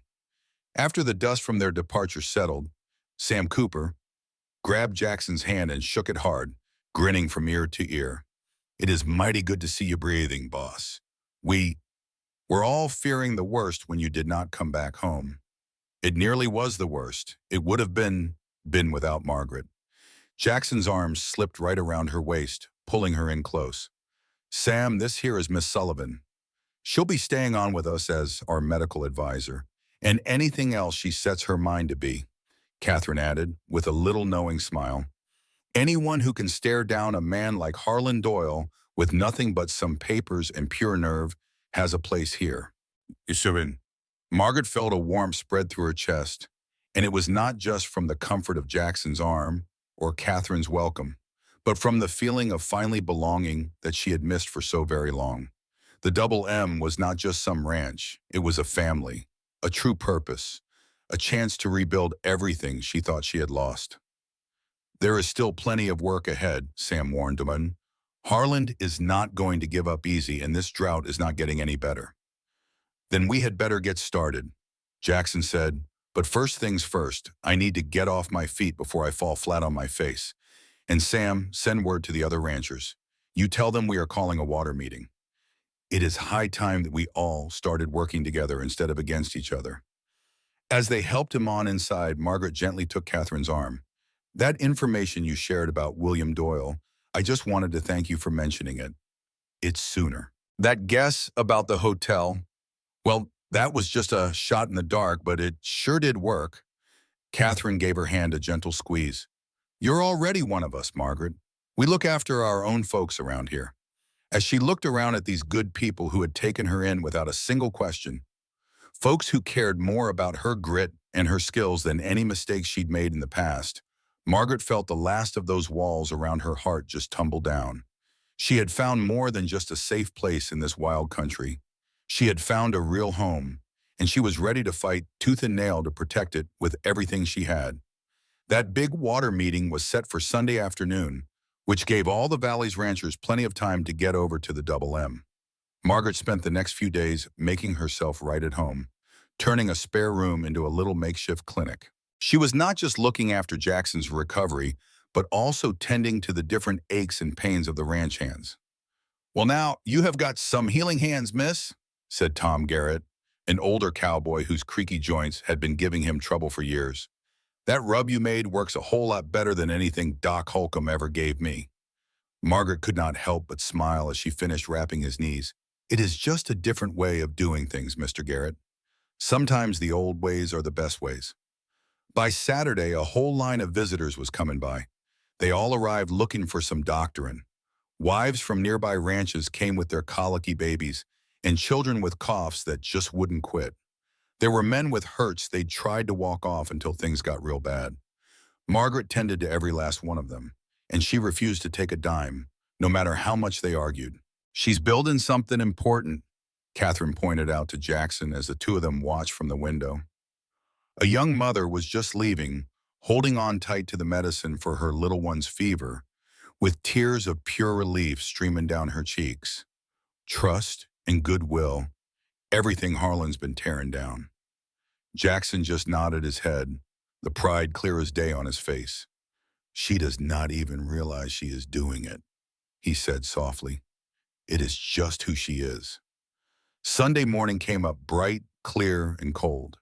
By noon, wagons and riders had filled up the whole yard as all the families showed up for the big meeting.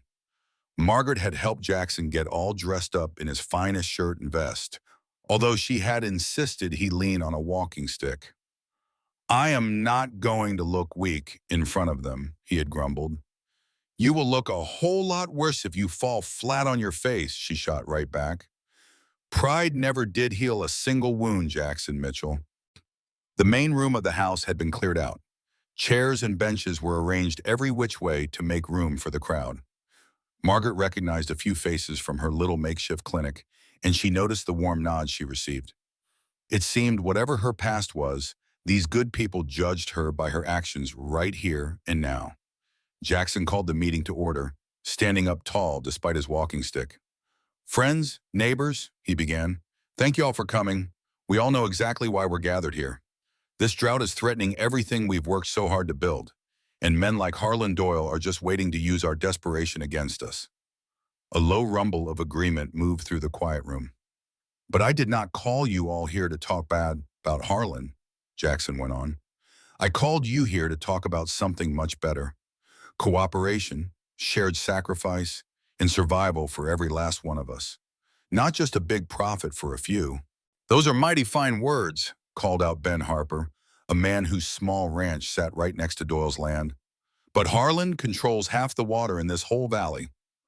What other choice do we have but to make a deal with him? The choice to work together, Margaret said, slowly rising from her chair. More than a few heads turned in her direction. surprised. It was rare for women to speak up at these town gatherings. I have studied your water situation. The stream that feeds the Double M Ranch and a few of the other ranches actually comes from three different sources. Mountain springs that all join together further upstream. As it is now, you are all pulling water on your own and often at the same time, which dries up the creek for folks downstream. She then pointed to a map Catherine had helped her draw up. But if y'all work together and schedule when you take your water and shore up the creek banks to keep them from washing away, maybe even dig some holding ponds for when the spring rains come, you could make the water we do have go a whole lot further for everyone. Now, who in the Sam Hill are you to tell us about managing our water? Carl Yoder piped up, a hard-headed German fellow who'd been squabbling with his neighbors for ages. I'm someone who's seen folks working together save lives, Margaret answered back all calm-like. Back in the hospitals in Chicago, when our supplies got scarce, we learned how to share what we had and plan out our treatments. The idea's the same here. We either work together or we watch everything we've built dry up and blow away. That lady's got a point, Sam Cooper chimed in. I've been saying for years we need to start working smarter, not just harder. The whole room started buzzing with talk. Some folks were eager, while others weren't so sure. Jackson let them talk it out for a spell before he raised his hand for some quiet. There's one more thing, he said. Harlan's way of doing things, the bullying, the strong-arming, using the law like a club to beat us with. That stuff only works if we let it. But if we stand together, we've got power too, the kind that hits the wallet. We have power too, the power of what's right. It's on our side. I know Harlan owns Judge Blackwood, a fella called out from the back. But he doesn't own the federal courts, Margaret shot back.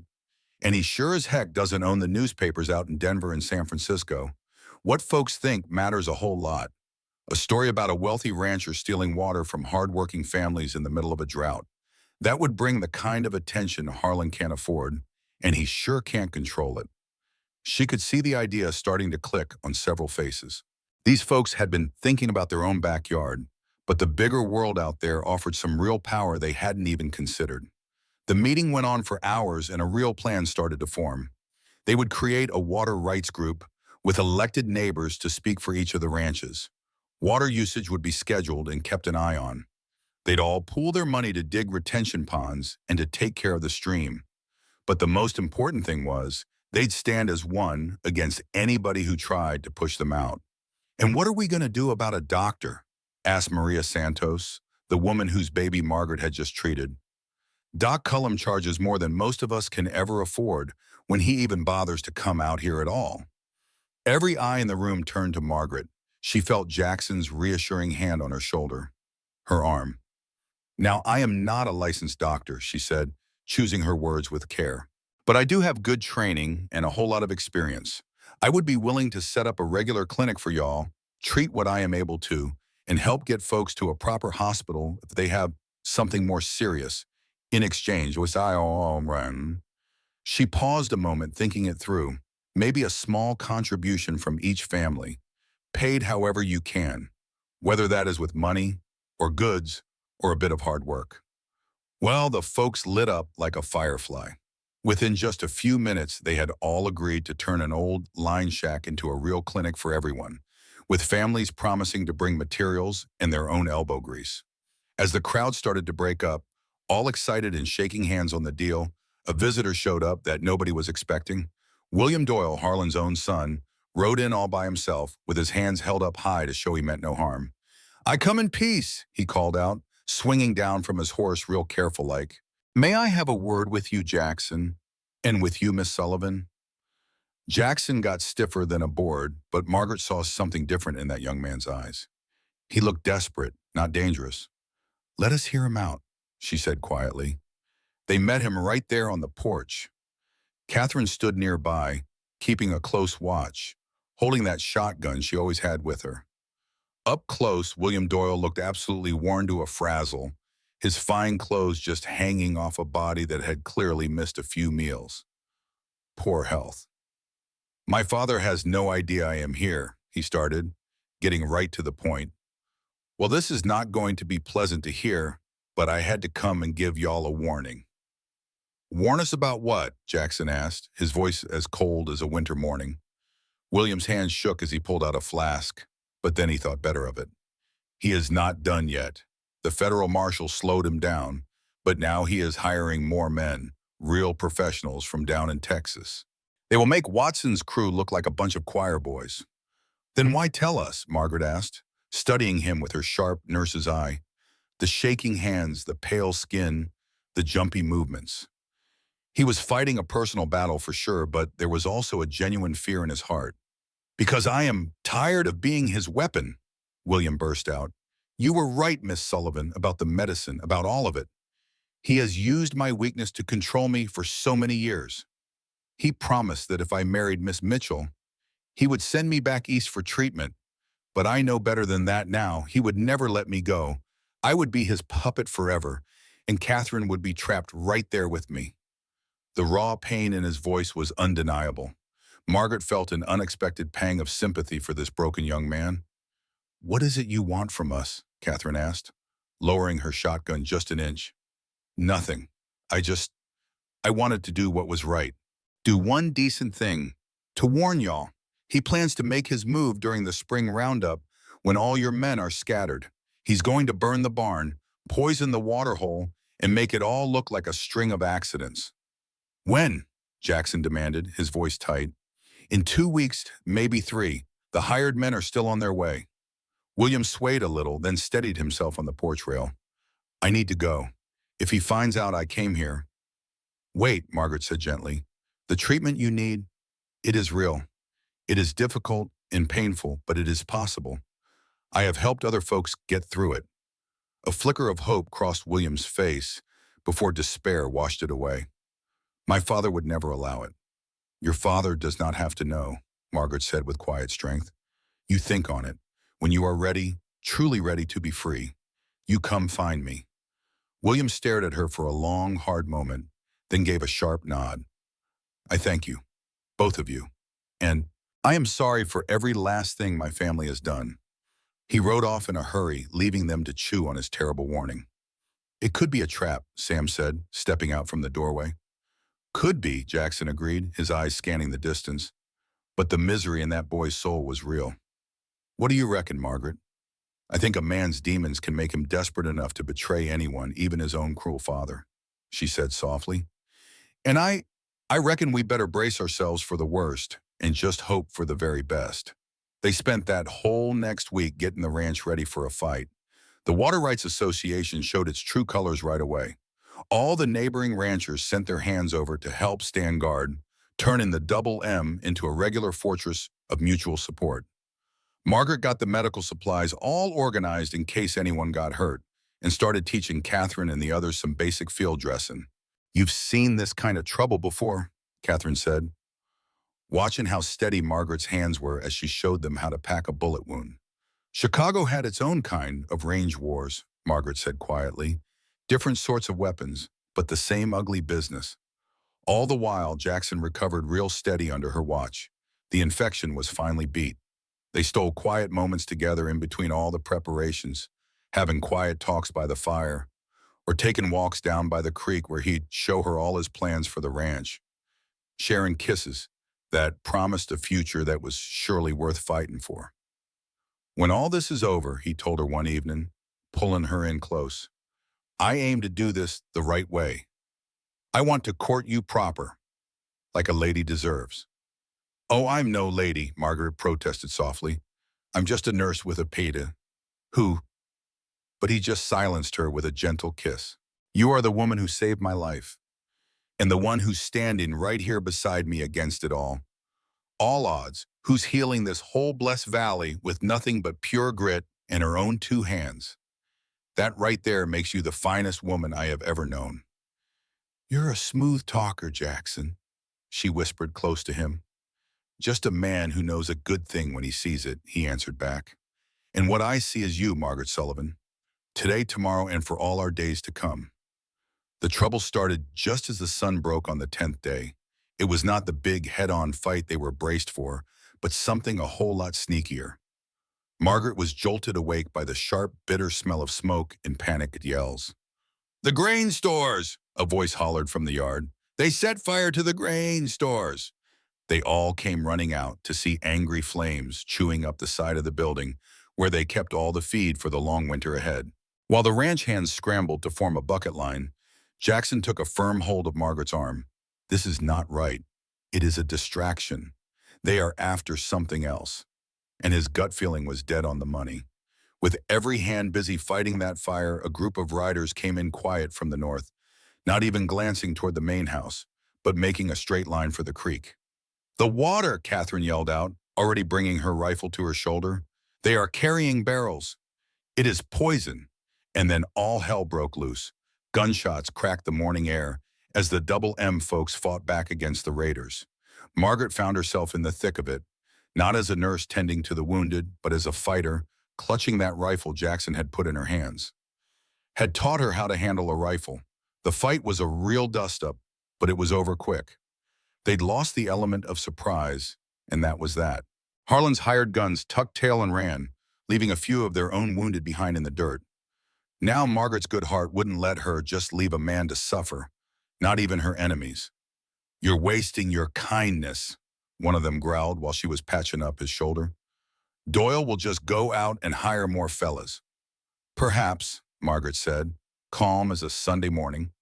"Or then again, maybe the word will get around that the Double M Ranch treats even its enemies with a little decency. Which ranch would you rather sign on with?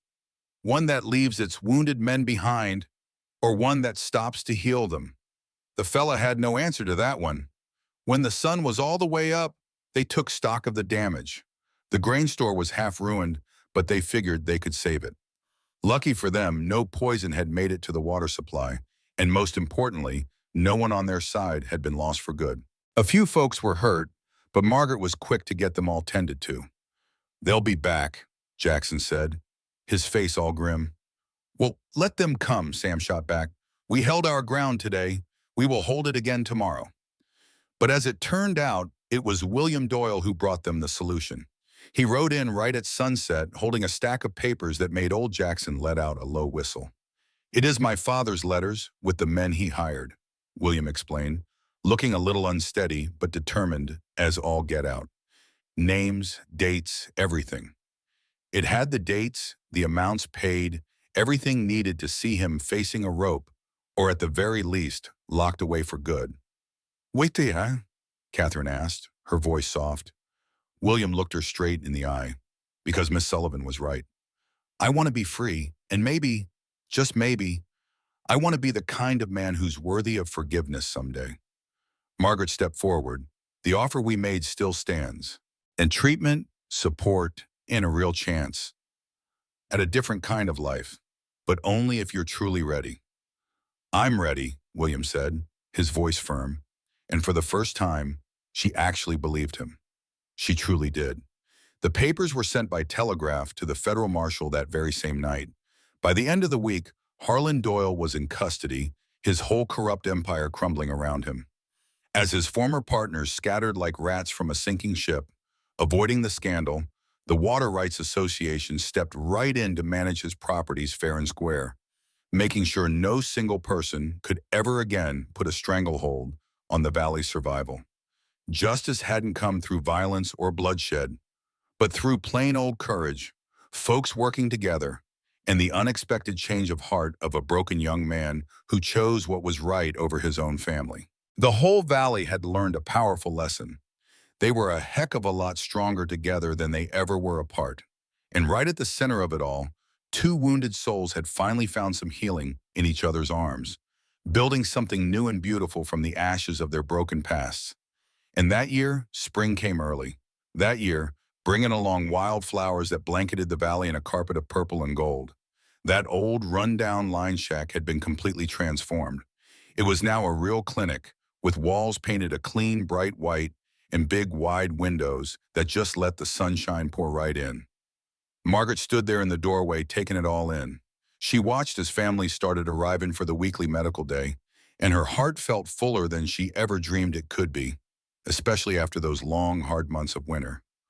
"Well, it's a far cry from that drafty old cabin, isn't it?" Jackson said, walking up right behind her. He was all healed up now, just a little bit of a stiffness. Stiffness when the weather turned cold was all that reminded them of just how close they had come to losing it all. Everything has changed, Margaret agreed, leaning back against his steady warmth. You know, sometimes I can hardly believe this is all real. Oh, you better believe it, and he said and pressed a soft kiss to her temple. You've brought so much healing to this entire valley, Margaret, and I am not just talking about the medicine. You brought hope. And that clinic truly had become the very heart of their little community. The women who had never had any real medical care during their pregnancies now had a place to turn for help. The little ones were getting the same shots that doctors in the big city had started using. Why, even William Doyle, a full 3 months into his own slow and difficult recovery, was helping out by keeping the records and learning a thing or two. Some of the basics of doctoring.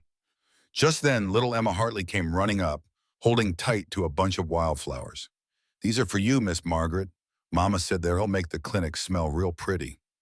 Margaret took them with a warm smile, thinking about that other Emma back in Chicago, the sweet girl who learned how to run all over again.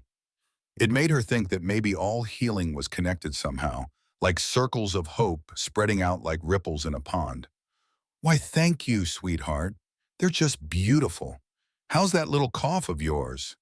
It's all gone. That honey medicine worked just right. As little Emma skipped off, Catherine stepped out from inside the clinic. Looks like William's finished putting those supply shelves in order. He's mighty particular about his work when he's got a clear head. He sure is doing well, Margaret agreed. Even better than I'd hoped. Having a real purpose seems to help. Catherine nodded, and then she got a little mysterious smile on her face. Speaking of purpose, Jackson's got something he wants to show you. He says it's mighty important. So Margaret went and found Jackson down by the stream, standing right near a bend where the big cottonwood trees gave some nice shade. It was the very spot where they liked to walk in the cool of the evening, making plans for the ranch and that new water system that was now helping out the whole valley, with everyone working together. You wanted to show me something? She asked, turned, and his face just about took her breath away. He looked a little nervous, but steady as a rock, and so full of heart. He said, I did, and I still do. Margaret, do you recall what I told you back in that cave about doing things the right way once all this trouble was behind us? Jackson, now just let me finish, please. He took both her hands in his calloused thumbs gently brushing her palms. Just 6 months ago, I was laying out in the snow, dying. You could have just left me there. Lord knows you had every reason in the world to just worry about yourself. But you did not. Instead, you wrestled with death itself just to save a man you did not even know.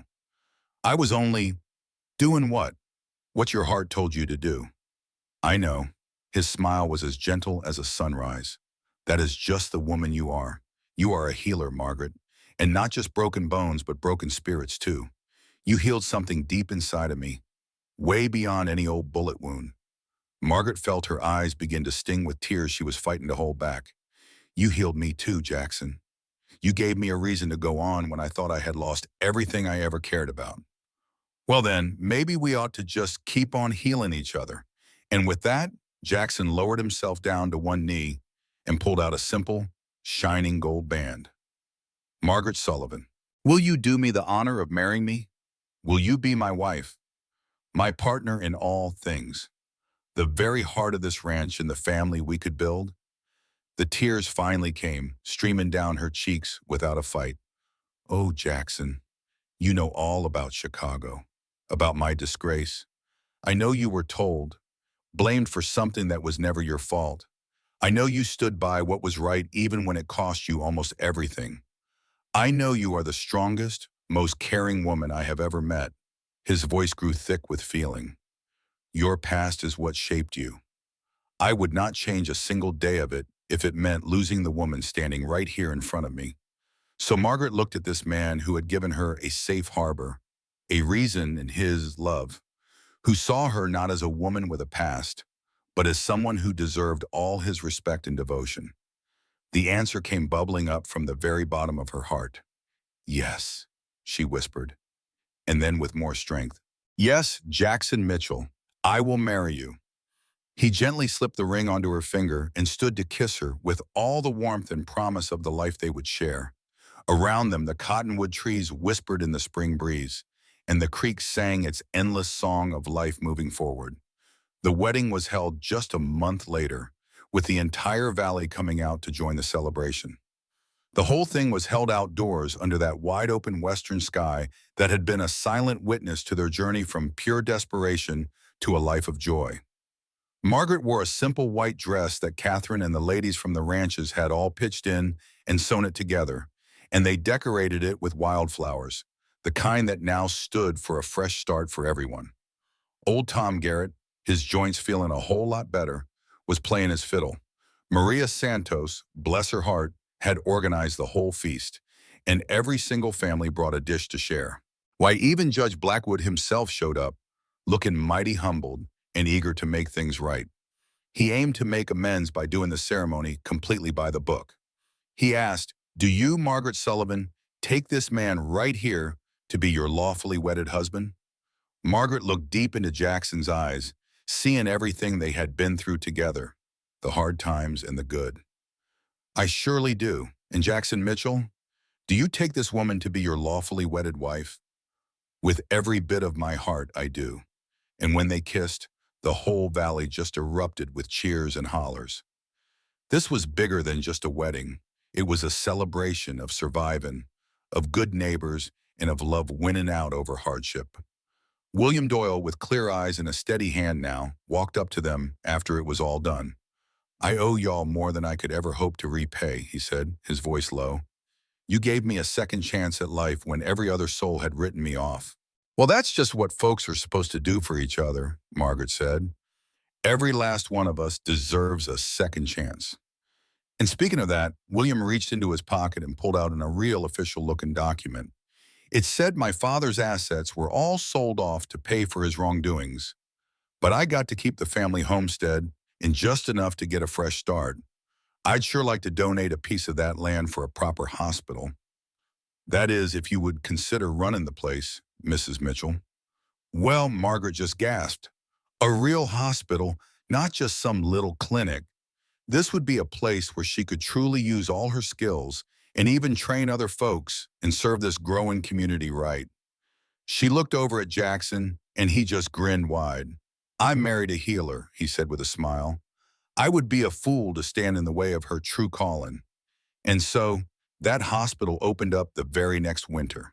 It was a modest but well-equipped building that ended up serving all of Three Valleys.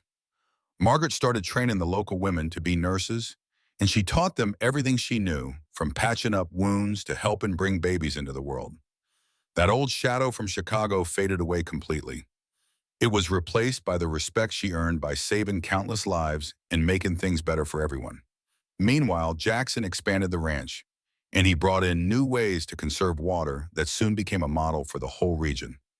That spirit of helping each other, born out of that hard time, just kept on going. Ranchers started sharing their resources and what they knew. The Double M became known for more than just its fine cattle. It was known for its smart ideas and its big heart.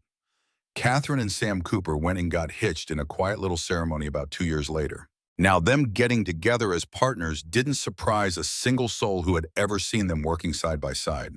She kept right on with her studies of plants, coming up with special crops that could stand up to a drought, which helped the whole valley prosper, even in the driest of years.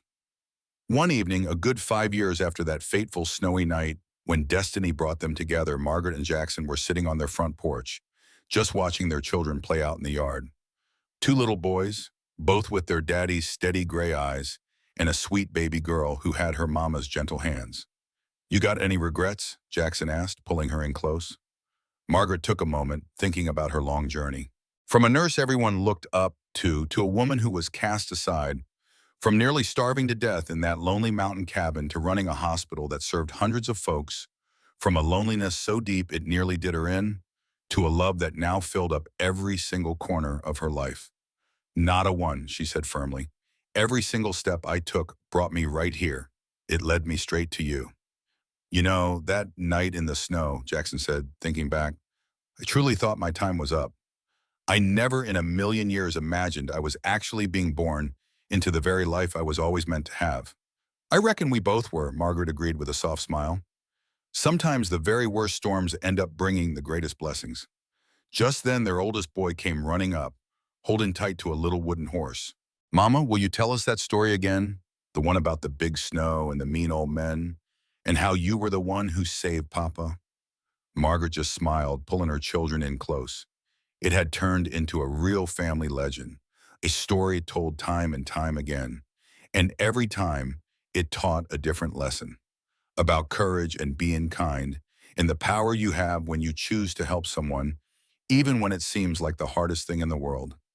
Well, once upon a time, she started, her voice soft, back in the toughest winter anyone could rightly remember, there was a woman, all by herself in a tiny little cabin. And as she told the story, Jackson's hand reached out and found hers. Their wedding ring shined in the last little bit of sunlight. That old cabin, the one where she had nearly starved to death, well, it was long gone now, taken apart piece by piece. Its wood used to build new homes for the folks who came to settle here. But the memory of it lived on in every single life that was saved, in every family that got a helping hand, and in every good deed that spread out like a ripple in a pond, all from that one hard winter night. The stars started popping out one by one, just as bright as could be, over the valley that they now called home. And inside their house, the warm light from the lamps glowed right through the windows, windows that had never needed bars or boards to keep trouble out. The water ran clean and free down its channels, shared fair and square with everyone who needed it. And over in the hospital that carried her name, the Margaret Mitchell Hospital, her very own train, the nurses kept right on with their healing work. With their gentle hands and their steady hearts, they proved just how powerful a second chance can be. You see, love had found them in the darkest days of winter. And just like the spring that always follows a hard frost, that love went and changed every single thing it touched. From a nurse who was nearly starving and a cowboy at death's door, a whole family blossomed, a community grew, and a legacy of hope was born that would outlive them all. In the end, I reckon that is what the best love stories are all about. They do not just heal two hearts, but the whole world that surrounds them, one brave and kind-hearted act at a time. Thank you all so much for listening to this Wild West love story. I sure hope Margaret and Jackson's journey touched your heart as much as it did mine just telling it to you. Now, where are y'all listening from today? I would surely love to hear from all you listeners all over the world. Please go on and share in the comments down below. And do not forget to subscribe to the From Wild West channel for more of these true-to-life frontier tales of love, courage, and finding your way back. What did y'all think about Margaret and Jackson's story? Go ahead and share your thoughts down below. I read every single comment, and I just love connecting with all you other folks who love a good Western romance just as much as I do.